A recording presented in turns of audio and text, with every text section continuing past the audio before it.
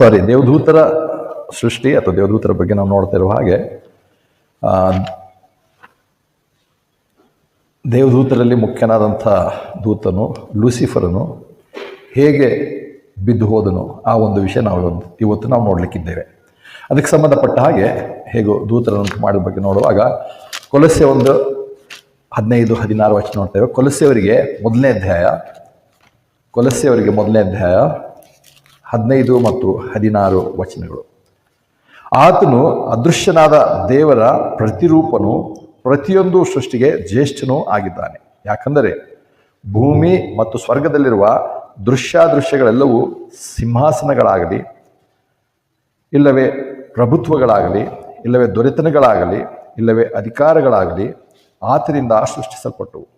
ಸರ್ವವು ಆತನಿಂದಲೂ ಆತನಿಗೋಸ್ಕರವಾಗಿಯೂ ಸೃಷ್ಟಿಸಲ್ಪಟ್ಟಿತು ಎಂಬುದಾಗಿ 1 ಕೊರಿಂಥ 1:15-16 ನೋಡುವಾಗ ಹೇಗೂ ಇಲ್ಲಿ ಒಂದು ರೀತಿ ದೇವದೂತರೇ ಶ್ರೇಷ್ಠ ಅಥವಾ ಯೇಸುಕ್ರಿಸ್ತನ ಒಬ್ಬ ದೇವದೂತರ ಅನ್ನುವಂಥ ರೀತಿಯಲ್ಲಿ ಅಂದಿನ ಕಾಲದಲ್ಲಿ ಆ ಒಂದು ಪ್ರದೇಶದಲ್ಲಿ ಸುಳ್ಳು ಪ್ರಚಾರ ನಡೆದಿರುವಾಗ ಪೌಲನು ಆ ಸಂಗತಿಯನ್ನು ವಿವರಿಸಿ ಹೇಗೆ ದೇವರ ಆತ್ಮನು ಪೌಲನ ಮುಖಾಂತರ ಇರುವಂಥ ಸತ್ಯವನ್ನು ತಿಳಿಯಪಡಿಸುವಂತ ನೋಡ್ತೇವೆ. ಕರ್ತನಾದ ಯೇಸುಕ್ರಿಸ್ತನು ದೇವದೂತನಲ್ಲ, ಬದಲಾಗಿ ದೂತರನ್ನು ಸೃಷ್ಟಿ ಮಾಡಿರುವ ಆತನೆಂಬುದಾಗಿ ಬರೆದಿರುವಂತ ನೋಡ್ತೇವೆ. ಇದರಲ್ಲಿ ಹೇಗೋ ಈ ಒಂದಿನ ಇಂದಿನ ಒಂದು ಕರ್ತನಾದ ಯೇಸುಕ್ರಿಸ್ತನು ಎಲ್ಲಾ ದೂತರನ್ನು ಉಂಟು ಮಾಡಿರ್ತದೆ. ಅಂದ್ರೆ ಎಲ್ಲ ನೋಡುವಾಗ ಇವತ್ತು ನಾವು ನೋಡ್ಲಿಕ್ಕೆ ಇರುವಂಥ ಸಂಗತಿ ಮುಖ್ಯವಾಗಿ ಕರ್ತನಾದ ಯೇಸುಕ್ರಿಸ್ತನು ಸೃಷ್ಟಿಸಿರುವಂಥದ್ದು ನೋಡುವಾಗ ಕೇವಲ ಆದಿಕಾಂಡದಲ್ಲಿ ನೋಡುವಾಗ ಅಲ್ಲಿ ಭೂಮಿ ಆಕಾಶಗಳನ್ನು ಉಂಟು ಮಾಡಿದನು, ಹೆವೆನ್ ಅಂಡ್ ಅರ್ತ್. ಭೂಮಿಯಲ್ಲಿ ಏನೇನಿದೆ ದೂತರ ಬಗ್ಗೆ ಅಲ್ಲಿ ಸ್ಪಷ್ಟವಾಗಿ ಬರೆದಿಲ್ಲ. ಆದ್ರೂ ನಾವು ಕಳೆದ 2-3 ವಾರಗಳ ಹಿಂದೆ ದೂತರನ್ನು ದೇವರು ಯಾವತ್ತು ಉಂಟು ಮಾಡಿರಬಹುದು ಸತ್ಯಕ್ಕೆ ಸಮೀಪವಾಗಿರುವಂತ ವಿವರಣೆಯನ್ನು ನಾವು ನೋಡಿದ್ದೇವೆ. ಇಲ್ಲ ಅದಕ್ಕಿಂತ ಉತ್ತಮವಾದಂಥ ವಿವರಣೆ ಯಾರಾದ್ರೂ ಕೊಟ್ಟರೆ ಅದನ್ನು ನಾವು ಸ್ವೀಕಾರ ಮಾಡ್ಬೋದು, ಇಲ್ಲ ಅಂತಲ್ಲ. ಆದರೆ ಅದಕ್ಕಿಂತ ಉತ್ತಮವಾದಂಥ ವಿವರಣೆ ಯಾರ ಹತ್ರನೂ ಇಲ್ಲ. ಸುಮ್ಮನೆ ಏನೋ ಒಂದು ಕತೆ ಹೇಳೋಂಥದ್ದು. ಅದಕ್ಕೆ ಆ ವಿವರಣೆ ನಾವು ನೋಡಿದ್ದೇವೆ. 2ನೇ ದಿವಸದ ಪ್ರಾತಃ ಕಾಲದಲ್ಲಿ ದೂತರನ್ನು ಉಂಟು ಮಾಡೋದ್ರಿಂದ ಅವರನ್ನು ಉದಯದ ನಕ್ಷತ್ರಗಳಂತ ಹೇಳಿ ಕರೆದಿರುವಂಥದ್ದು ಬೈಬಲಲ್ಲಿ ನೋಡ್ತೇವೆ. ಇಷ್ಟಿರಬಹುದು ಅಂತೇಳಿ. ಯಾಕಂದರೆ ಅದರ ಹಿಂದಿನ ಅಥವಾ ಸಂಜೆಯಲ್ಲಿ ಬೈಬಲಲ್ಲಿ ತಿಳಿಸೋ ಪ್ರಕಾರ, ಇಸ್ರೇಲ್ಗೆ ತಿಳಿಸೋ ಪ್ರಕಾರ ಸಂಜೆ ಮತ್ತು ಪ್ರಾತಃ ಕಾಲವಾಗುವ ಹಾಗೆ ಸಂಜೆಯಲ್ಲಿ 2ನೇ ಹೆವೆನ್ ದೇವರು ಉಂಟು ಮಾಡ್ದ. ಆ ಆಕಾಶಕ್ಕೆ, ಆ ವಿಸ್ತಾರಕ್ಕೆ ಆಕಾಶ ಅಂತ ಹೆಸರಿಟ್ಟಿರ್ತಾನೆ, ಕನ್ನಡದಲ್ಲಿ ಹೇಳ್ತಾನೆ, ಇಂಗ್ಲೀಷ್ನಲ್ಲಿ ಅದಕ್ಕೆ ಹೆವೆನ್ ಅಂತ ಹೇಳ್ದ. ಸೊ ಹೆವೆನ್ ಉಂಟು ಮಾಡಿದ್ಮೇಲೆ ಹೆವೆನಲ್ಲಿರುವಂಥ ನಿವಾಸಿಗಳು ಉಂಟು ಮಾಡ್ದ, ಅವರು ದೂತರು. ಸಂಜೆ ಹೆವೆನ್ ಮಾಡ್ದ, ಬೆಳಗ್ಗೆಯಲ್ಲಿ ಅವರಿಗೆ ಅದರಲ್ಲಿರುವಂಥ ದೂತರನ್ನು ಉಂಟು ಮಾಡ್ದ. ಮತ್ತು ಅದು ಕಳೆದ ವಾರದಲ್ಲಿ ನೋಡಿದೆ, ದೂತರು ಅಂತೇಳಿ ನೋಡುವಾಗ ಯಾವಾಗಲೂ ಸ್ವರ್ಗದಕ್ಕೆ ಸಂಬಂಧಪಟ್ಟವರಂತೆ ಬರೆದೇ ಹೊರತು ಬೈಬಲ್ನ ಭೂಮಿಗೆ ಸಂಬಂಧಪಟ್ಟವರು ಅಂತ ಹೇಳಿ ಬರೆದಿಲ್ಲ. ಮೊದಲ ವಿಷಯ. ಈಗ 2ನೇ ವಿಷಯಕ್ಕೆ ಇವತ್ತು ನಾವು ಬರುವಾಗ ಅಲ್ಲಿ ನೋಡ್ತೇವೆ, ದೇವರನ್ನು ದೂತರನ್ನು ಉಂಟು ಮಾಡಿದಾಗ ಕೇವಲ ದೂತರ ತಕ್ಷಣ ನಾವು ತಿಳ್ಕೊಂಡಂತೆ ಬರೀ ಒಂದು ಪರಲೋಕ ಭೂಲೋಕ ಅಂತ ಅಷ್ಟೇ ಅಲ್ಲ. ಆದರೆ ದೂತರಿಗೆ ಅಧಿಕಾರದಿಂದ ಅವರಿಗೆ ಸಿಂಹಾಸನ, ಪ್ರಭುತ್ವ, ಅಧಿಕಾರವನ್ನು ಕೊಟ್ಟು ಅವರನ್ನು ಉಂಟು ಮಾಡ. ಅದೇ ವಾಕ್ಯಲ್ಲಿ ಹೇಳ್ತದೆ. 1ನೇ ಅಧ್ಯಾಯ 16ನೇ ವಚನ ನೋಡ್ತೇವೆ. ಕೊಲೊಸ್ಸೆಯವರಿಗೆ 1ನೇ ಅಧ್ಯಾಯ 16ನೇ ವಚನ. ಯಾಕಂದ್ರೆ ಭೂಮಿ ಮತ್ತು ಸ್ವರ್ಗದಲ್ಲಿರುವ ದೃಶ್ಯಾದೃಶ್ಯಗಳೆಲ್ಲವೂ ಸಿಂಹಾಸನಗಳಾಗಲಿ, ಇಲ್ಲವೇ ಪ್ರಭುತ್ವಗಳಾಗಲಿ, ಇಲ್ಲವೇ ದೊರೆತನಗಳಾಗಲಿ, ಇಲ್ಲವೇ ಅಧಿಕಾರಗಳಾಗಲಿ ಆತನಿಂದ ಸೃಷ್ಟಿಸಲ್ಪಟ್ಟವು. ಕ್ರಿಯೇಟೆಡ್ ಅಂತ ಹೇಳ್ತಾನೆ. ಯಾವಾಗ ಸೃಷ್ಟಿ ಆದಾಗೆ ಅವಾಗಲೇ ಸೃಷ್ಟಿಸಲ್ಪಟ್ಟವು. ಸೃಷ್ಟಿಸಲ್ಪಟ್ಟಾಗ ಭೂಮಿ ಮೇಲೆ ಕೇವಲ ಆದಾಮನನ್ನು ಹವಳನ್ನು ಉಂಟು ಮಾಡ್ದ. ಅಲ್ಲಿ ಸಿಂಹಾಸನವಾಗಲಿ, ದೊರೆತನವಾಗಲಿ, ಪ್ರಭುತ್ವವಾಗಲಿ ದೇವರು ಉಂಟು ಮಾಡಲಿಲ್ಲ. ಆದರೆ ಈ ಸಿಂಹಾಸನ, ಪ್ರಭುತ್ವ, ದೊರೆತನಗಳು ಯಾರಿಗೆ? ಸೈತಾನನ ಸಾಮ್ರಾಜ್ಯಕ್ಕೆ ಹೇಳ್ತಿರುವಂಥದ್ದು. ದೇವರು ಸೃಷ್ಟಿ ಮಾಡಿದಾಗ ಮಾಡಲ್ಪಟ್ಟಿವೆ. ಮುಂದಿನ ಜನಾಂಗಗಳು ಬೆಳೆದ ಮೇಲೆ ಆಮೇಲೆ ಅರಸರು ಎಲ್ಲ ಬಂದರು ಮುಂದೆ. ಮತ್ತು ಇವತ್ತಿನ ಕಾಲಕ್ಕೆ ನೋಡುವಾಗ ಒಂದೆರಡು ರಾಷ್ಟ್ರಗಳು ಮಾತ್ರ ಇವತ್ತು ಕಿಂಗ್ ಅಂತ ಹೇಳಿ ನೋಡ್ತೇವೆ. ಉಳಿದೋದೆಲ್ಲ ಕಡೆ ಕಿಂಗ್ಶಿಪ್ ಹೋಯ್ತು. ಇವಾಗ ಪ್ರಜಾಪ್ರಭುತ್ವನೇ ಇದೆ. ಆದರೆ ಇಲ್ಲಿ ದೇವರು ಹೇಳುವಾಗ ಅದನ್ನ ಹೇಳ್ತಾನೆ ವಿಶೇಷವಾಗಿ. ಯಾಕಂದ್ರೆ ಭೂಮಿ ಮತ್ತು ಸ್ವರ್ಗದಲ್ಲಿರುವ ದೃಶ್ಯಾದೃಶ್ಯಗಳು, ಸ್ವರ್ಗದಲ್ಲಿರುವ ಜೊತೆಯಲ್ಲೇ ಆತ ಹೇಳ್ಕೊಂಡ್ಬರ್ತಾರೆ. ಸಿಂಹಾಸನಗಳಾಗಲಿ, ಇಲ್ಲವೇ ಪ್ರಭುತ್ವಗಳಾಗಲಿ, ಇಲ್ಲವೇ ದೊರೆತನಗಳಾಗಲಿ, ಇಲ್ಲವೇ ಅಧಿಕಾರಗಳಾಗಲಿ, ಇವೆಲ್ಲ ಯಾಕೆ? ಪರಲೋಕದ ದೂತರ ಬಗ್ಗೆ ಹೇಳ್ತಿರುವಂಥ ಸಿಂಹಾಸನ, ದೂತರ ಬಗ್ಗೆ ಹೇಳ್ತಿರುವಂಥ ಪ್ರಭುತ್ವರು, ದೂತರ ಬಗ್ಗೆ ಹೇಳುವಂಥ ಅಧಿಕಾರಗಳು ದೇವರು ಉಂಟು ಮಾಡ್ದ. ಸೊ ದೂತರು ಅಂದ್ರೆ ಆ ರೀತಿಯಾಗಿ ದೇವರು ಉಂಟು ಮಾಡಿದ್ದಾನೆ ಇಲ್ಲಿ ಹೇಳ್ತೆ. ಆಲ್ರೆಡಿ ಅದು ಪ್ರಾರಂಭದಲ್ಲಿ ಆತನ ಉಂಟು ಮಾಡಿದ್ರಿಂದಲೇ ನಾವು ನೋಡ್ತೇವೆ ಸೈತಾನನು, ಅದೇ ಅಂದರೆ ಲೂಸಿಫರ್ ಅದಕ್ಕೆಲ್ಲನು ಮುಖ್ಯ ಒಬ್ಬ ಅಧಿಪತಿಯನ್ನಾಗಿ ಅಥವಾ ಪ್ರಿನ್ಸಸ್ ಅಂತ ಹೇಳ್ತಾನೆ. ಆ ರೀತಿಯಾಗಿ ದೇವರು ಸೈತಾನ ಉಂಟು ಮಾಡ್ದ. ಯಾಕೆ ಸೈತಾನನು ಗರ್ವ? ಯಾಕಂದ್ರೆ ಇವತ್ತು ನಾವು ನೋಡ್ತೇವೆ ಸೈತಾನಿಗೆ ಗರ್ವ ಬಂತು, ಅದಕ್ಕೆ ಬಿದ್ದು ಹೋದ. ಎಲ್ಲರೂ ಸಾಧಾರಣವಾಗಿ ಹೇಳುವಂಥವ್ರು ಅದೇ. ಆದರೆ ಗರ್ವ ಯಾಕೆ ಬಂತು? ಸುಮ್ಮನೆ ದೇವರು ಉಂಟು ಮಾಡಿದಾಗ ಇದಕ್ಕಿದ್ದಾಗ ಇವತ್ತು ಸ್ವಲ್ಪ ಗರ್ವ ಮಾಡ್ಕೊಳ್ಳೋಣ ಅಂತ ಹೇಳಲ್ಲ. ಗರ್ವ ಆಗ್ಬೇಕಾದ್ರೆ ಒಂದು ಕಾರಣ ಬೇಕೇನಾದ್ರು. ಯಾಕೆ ಅದಕ್ಕಿದ್ದ ಹಾಗೆ ಸೈತಾನಿಗೆ ಗರ್ವ ಬಂತು, ಅಹಂಕಾರ ಬಂತು, ಅದನ್ನೇ ನಾವಿವತ್ತು ಇವೆರಡೇ ನಾವು ನೋಡ್ಲಿಕ್ಕಿದ್ದೇವೆ. ಹಾಗಿರುವಾಗ ಮೊದಲಾಗಿ ನೋಡುವಾಗ ಸೈತಾನ ಹೇಗೆ ಉಂಟು ಮಾಡ, ಸೈತಾನದ ಸಾಮ್ರಾಜ್ಯ ಮತ್ತು ಇಂದಿಗೂ ಕೂಡ ಅದು ಹೋಗಿಲ್ಲ, ಇನ್ನೂ ಹಾಗಿದೆ. ಪ್ರಕಟಣೆ ಅಂತ 12ನೇ ಅಧ್ಯಾಯದವರೆಗೂ ಅದು ಇನ್ನೂ ಮುಂದುವರಿತಾ ಇದೆ. ಅದಕ್ಕೆ ನೋಡ್ತೇವೆ ಇಲ್ಲಿ ದೇವರು ವಿಶೇಷವಾಗಿ ಇಲ್ಲಿ ಸಿಂಹಾಸನಗಳು, ಪ್ರಭುತ್ವಗಳು, ದೊರೆತನಗಳು, ಅಧಿಕಾರಗಳು ಹೇಳುವಾಗ ಭೂಮಿಯ ಬಗ್ಗೆ ಹೇಳ್ತಿಲ್ಲ, ಅದೃಶ್ಯವಾದಂಥ ಸ್ವರ್ಗಕ್ಕೆ ಸಂಬಂಧಪಟ್ಟಂತ ರೀತಿಯಲ್ಲಿ ಸ್ವರ್ಗದಲ್ಲಿರುವಂಥ ದೃಶ್ಯ ಅದೃಶ್ಯಗಳಲ್ಲಿ ಸಿಂಹಾಸನ ಬಗ್ಗೆ ಹೇಳ್ತಾನೆ. ಹೀಗೆ ಅಲ್ಲಿ ಪರಲೋಕದ ಒಂದು ಸಾಮ್ರಾಜ್ಯ ಉಂಟು, ಅವರುಂಟು ಮಾಡಿದ್ರಿಂದಲೇ ನಾವು ನೋಡ್ತೇವೆ ಅವನು ಈ ಲೋಕದಲ್ಲಿರುವಂಥ ಮನುಷ್ಯರ ಮೇಲೆ ತನ್ನ ಅಧಿಕಾರ ಚಲಾಯಿಸಿ ಶುರು ಮಾಡಿದ. ಯಾವಾಗ ಅಂದರೆ ಯಾವಾಗ ಆದಾಮನು ಅವನ ವಶಕ್ಕೆ ಹೋದಾಗ, ಆದಾಮನು ತಾನು ಬಿದ್ದು ಹೋದಾಗ ನೋಡ್ತೇವೆ ಆತನು ಏನಂತಾರೆ ತನಗಿರುವಂಥ ಅಧಿಕಾರವನ್ನು ಕಳ್ಕೊಂಡನು. ನಮ್ಮೆಲ್ಲರೂ ನೋಡುವ ಹಾಗೆ ಏಸಾವ ಮತ್ತು ಯಾಕೋಬನ ಬಗ್ಗೆ ನೋಡ್ತೇವೆ. ಆತನ ಹಸಿವೆ ಆದಾಗ ನಾನು ಚೊಚ್ಚಲತನ ಹೋದ್ರೂ ಪರವಾಗಿಲ್ಲ, ನನಗೆ ಊಟ ಬೇಕಂತ ಹೇಳ್ದ, ಚೊಚ್ಚತೆಲ್ಲ ಕಳ್ಕೊಂಡ. ದೇವರ ಆದಾಮ ಅವಳನ್ನು ಆ ಅಧಿಕಾರದಿಂದ ಉಂಟು ಮಾಡಿದಾಗ ಸೈತಾನನು ಅವನನ್ನು ಬೀಳಿಸಿದ್ರಿಂದ ಆದಾಮನು ತನಗಿರುವಂಥದ್ದನ್ನು ಸೈತಾನಿಗೆ ಕಳ್ಕೊಂಡ. ಅದು ಹೇಗೂ ನಾವು ಮುಂದೆ ನೋಡ್ತೇವೆ. ಅಂದರೆ ಇಲ್ಲಿ ಪ್ರಾಮುಖ್ಯ ಮುಂದೆ ನೋಡುವಾಗ ಸೈತಾನ್ ಹೇಗೆಲ್ಲ ಮಾಡ್ತಾ ಇದ್ದಾನೆ ಅಂತೇವೆ. ಎಹೆಜ್ಕೇಲ 28ನೇ ಅಧ್ಯಾಯಕ್ಕೆ ಬರ್ತೇವೆ. ಎಹೆಜ್ಕೇಲ 28ನೇ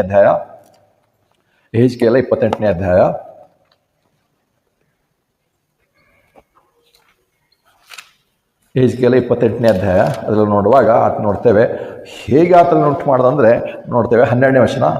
ಎಹೆಜ್ಕೇಲ 28ನೇ ಅಧ್ಯಾಯ 12ನೇ ವಚನ.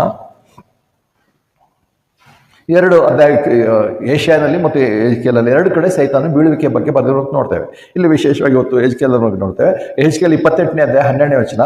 ಮನುಷ್ಯ ಪುತ್ರನೇ, ತೂರಿನ ಅರಸನ ವಿಷಯದಲ್ಲಿ ಶೋಕಗೀತೆಯನ್ನೆತ್ತಿ ಅವನಿಗೆ ಹೀಗೆ ಹೇಳು, ದೇವರಾದ ಕರ್ತನು ಹೀಗೆ ಹೇಳುತ್ತಾನೆ, ಸಂಪೂರ್ಣ ಜ್ಞಾನಿ ಲೂಸಿಫರ್ನ ಅಥವಾ ಬಿದ್ದು ಹೋದಂಥ ದೇವದೂತನ ಅಥವಾ ಸೈತಾನನು ಸಂಪೂರ್ಣ ಜ್ಞಾನಿ. ಮನುಷ್ಯನನ್ನು ಹಾಗೆ ದೇವರು ಹೇಳಿಲ್ಲ. ಮೊದಲೇ ಸೈತಾನು ಸಂಪೂರ್ಣ ಜ್ಞಾನಿ, ಇನ್ನು ಯಾರ ಬಗ್ಗೆಯೂ ದೇವರ ವಾಕ್ಯದಲ್ಲಿ ವಿವರಣೆ ನೀಡಿಲ್ಲ. 7ನೇದಾಗಿ ನೋಡ್ತೇವೆ ಆತನು ಪರಿಪೂರ್ಣ ಸುಂದರವಾದ ನೀನು. 2ನೇದಾಗಿ ಸೈತಾನು ಪರಿಪೂರ್ಣವಾದ ಸುಂದರನು.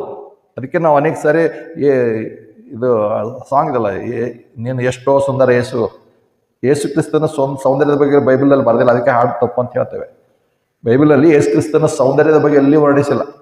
ಬದಲಾಗಿ ಏಷ್ಯಾನ್ ಗ್ರಂಥದಲ್ಲಿ ಆತನ ಮನುಷ್ಯರು ಮುಖ ಓರೆ ಮಾಡಿಕೊಂಡು ಹೋಗುವಂಥ ರೀತಿಯಲ್ಲಿ ಇದನ್ನು ಯೇಸು ಕ್ರಿಸ್ತನ ಸೌಂದರ್ಯ ತೋರಿಸೋದಕ್ಕೆ ಬರಲಿಲ್ಲ. ಸೈತಾನನು ಪರಿಪೂರ್ಣ ಸುಂದರನಾಗಿದ್ದನು ಬೈಬಲ್ ಪ್ರಕಾರ. ಮೊದಲನೇದಾಗಿ ಪರಿಪೂರ್ಣ ಜ್ಞಾನಿ, 2ನೇದಾಗಿ ಪರಿಪೂರ್ಣ ಸುಂದರನು.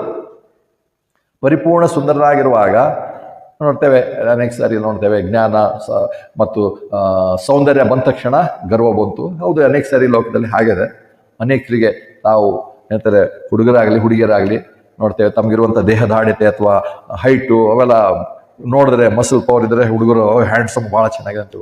ಅನೇಕ ಸಾರಿ ಹುಡುಗಿಯರು ಕೂಡ ಸಾಧಾರಣವಾಗಿ ಎಲ್ಲರೂ 99% ಎಲ್ಲರೂ ತಾವು ಬಹಳ ಸೌಂದರ್ಯವಂತರೇ ಅಂತೇಳಿ ಅವ್ರ ಮನಸ್ಸಲ್ಲಿರುತ್ತೆ. ಆದರೆ ಕೆಲವ್ರಿಗೆ ಏನಾದ್ರು ಅಂಥ ಸೌಂದರ್ಯ ಇದ್ದರೆ ಆ ಸೌಂದರ್ಯವೇ ಅವ್ರ ಬೀಳೋಕೆ ಕಾರಣ ಆಗಿರುವಂಥದ್ದು ಕೂಡ ಅನೇಕ ನೋಡ್ತೇವೆ. ಇವತ್ತು ಅನೇಕ ಹುಡುಗಿಯರು ತಪ್ಪು ದಾರಿಗೆ ಹೋಗಿರುವಂಥದ್ದು ಅಥವಾ ಬಿದ್ದು ಹೋಗಿರುವಂಥದ್ದು ಅವರ ಸೌಂದರ್ಯದ ನಿಮಿತ್ತವೇ. ಅದಕ್ಕೆ ಜ್ಞಾನೋಕ್ತಿಯಲ್ಲಿ ಬರುವಾಗ ಸೌಂದರ್ಯದ ಬಗ್ಗೆ ಜ್ಞಾನೋಕ್ತಿಯಲ್ಲಿ ಸೊಲೊಮೋನನು ಹೇಳ್ತಾನೆ. ಅದರ ಬಗ್ಗೆ ಎಚ್ಚರಿಕೆ, ಹೇಗೆ ನಾವು ಆ ವಿಷಯಕ್ಕೆ ನಾವು ಹೋಗಲ್ಲ. ಆದರೆ ಇಲ್ಲಿ ಬರುವಾಗ ಆತನು ಹಾಗೆ ಪರಿಪೂರ್ಣ ಜ್ಞಾನಿ, ಪರಿಪೂರ್ಣ ಸುಂದರನು. ಮತ್ತೆ 13ನೇ ವಚನ ನೋಡ್ತೇವೆ ಆತನನ್ನು. 13ನೇ ವಚನ, ದೇವರ ತೋಟವಾದ ಎದೆನಿನಲ್ಲಿ ನೀನಿದ್ದಿ, ಮಾಣಿಕ್ಯ, ಪುಷ್ಯರಾಗ, ಪಚ್ಚೆ, ಪೀತರತ್ನ, ವಜ್ರ, ವೈಡೂರ್ಯ, ನೀಲ, ಗೋಮೇಧಿಕ, ಕೆಂಪು, ಸ್ಫಟಕ, ಚಿನ್ನ ಈ ಅಮೂಲ್ಯವಾದಗಳಿಂದ ಭೂಷಿತನಾಗಿದ್ದಿ ಅಂದ್ರೆ ಇಲ್ಲಿ ದೇವರು ಅವನ ಮೇಲೆ ಮತ್ತೆ ಕಲ್ಲುಗಳು, ಇಲ್ಲಿ ಪ್ರೆಷಿಯಸ್ ಸ್ಟೋನ್ಸ್.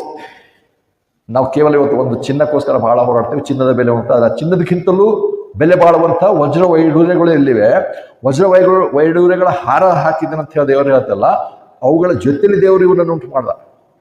ಸೈತಾನನ ವಿಶೇಷತೆ ಪರಿಪೂರ್ಣ ಜ್ಞಾನಿ, ಪರಿಪೂರ್ಣ ಸೌಂದರ್ಯವಂತನು, ಜೊತೆಯಲ್ಲಿ ಆತನ ದೇಹವನ್ನೇ ಇಂಥ ಅಮೂಲ್ಯವಾದಂಥ ಸ್ಟೋನ್ಗಳಿಂದ ದೇವರು ಉಂಟು ಮಾಡಿದ. ಅಲ್ಲೊಂದು ಚಿನ್ನನೇ ಹೇಳ್ತಾನೆ, ಚಿನ್ನ ಏನು ಲಾಸ್ಟಲ್ಲಿ ಹೇಳ್ತಾನೆ, ಮಾಣಿಕ್ಯ, ಪುಷ್ಯರಾಗ, ಪಚ್ಚ, ಪೀತರತ್ನ, ವಜ್ರ, ವೈಡೂರ್ಯ, ನೀಲ, ಗೋಮೇಧಿಕ, ಕೆಂಪು, ಸ್ಫಟಿಕ, ಚಿನ್ನ ಲಾಸ್ಟ್ಗೆ. ಇವತ್ತು ನಮ್ಗೆ ಚಿನ್ನ ಅಂದರೆ ಬಹಳ ಉತ್ತಮ, ಹೈ ಅಂತೀವ, ಆದರೆ ಚಿನ್ನ ಲಾಸ್ಟ್ಗಿದೆ. ಅದಕ್ಕೆ ಅದರ ಜೊತೆ ಹೇಳ್ತಾನೆ, ಈ ಅಮೂಲ್ಯವಾದಗಳಿಂದ ಭೂಷಿತನಾಗಿದ್ದೆ. ಅವನನ್ನು ಉಂಟು ಮಾಡಿರೋದೇ ಅವನಿಗೆ ಹೇಗೆ ಎಲ್ಲೆಲ್ಲಿ ಏನು ಅವನು ಉಗುರುಗಳೇ ಏನಂತಾರೆ ವಜ್ರ ವೈಡೂರ್ಯ ಅಥವಾ ಕಣ್ಣುಗಳೇ ಆಗಿತ್ತು ಏನೋ ಗೊತ್ತಿಲ್ಲ. ಆದರೆ ಅವನು ನಾವು ಇವತ್ತು ಚಿನ್ನ ಮಾಡಿ ಸರ ಮಾಡಿಕೊಂಡು ಕೈಯೆಲ್ಲೋ ಕಿವಿಯೆಲ್ಲೋ ಎಲ್ಲೋ ಹಾಕೊಳ್ತೇವೆ. ಸೈತಾನನಿಗೆ ಹಾಗಿರಲ್ಲ. ಅವನ ಸೃಷ್ಟಿನೇ ಅವುಗಳಿಂದ ದೇವರು ಮಾಡಿದ್ದ, ವಿಭಿನ್ನವಾದಂಥ ಸೃಷ್ಟಿ. ಮತ್ತು ಅದ್ರ ಜೊತೆಯಲ್ಲಿ ಇನ್ನೊಂದು ನೋಡ್ತೇವೆ, ಇವತ್ತು ಯಾಕೆ ಅನೇಕ ಚರ್ಚ್ಗಳು ಯೌವನಸ್ಥರು ಮ್ಯೂಸಿಕ್ಗೆ ಹುಚ್ಚಾಗುವಂಥದ್ದು ಅಂತಂದರೆ, ಹೇಗೆ ನಾವು ಅನೇಕ ದಿವಸಗಳನ್ನು ನೋಡಿದ್ದೇವೆ ಮ್ಯೂಸಿಕ್ ಇಂಡಸ್ಟ್ರಿ ಬಗ್ಗೆ ಎಷ್ಟು ಬೆಲೆ ಬಾಳುತ್ತೆ, ಎಷ್ಟು ದುಡ್ಡು ಕಳಿಸ್ತದೆ ಅಂತೇಳಿ. ಅದೇ 13ನೇ ನೋಡ್ತೇವೆ, ನಿನ್ನಲ್ಲಿದ್ದ ದಮ್ಮಡಿಗಳು ಕೊಳಲುಗಳು ಇವುಗಳ ಕೆಲಸವು ನಿನ್ನಲ್ಲಿದ್ದು ನಿನ್ನ ಸೃಷ್ಟಿ ದಿನದಲ್ಲಿ ಸಿದ್ಧವಾದವು. ಸೈತಾನನ ಜೊತೆಯಲ್ಲಿ ಅವನಿಗೆ ದಮ್ಮಡಿ ಕೊಳಲುಗಳು ಜೊತೆಯಲ್ಲೇ ಇತ್ತು ಅವನಿಗೆ.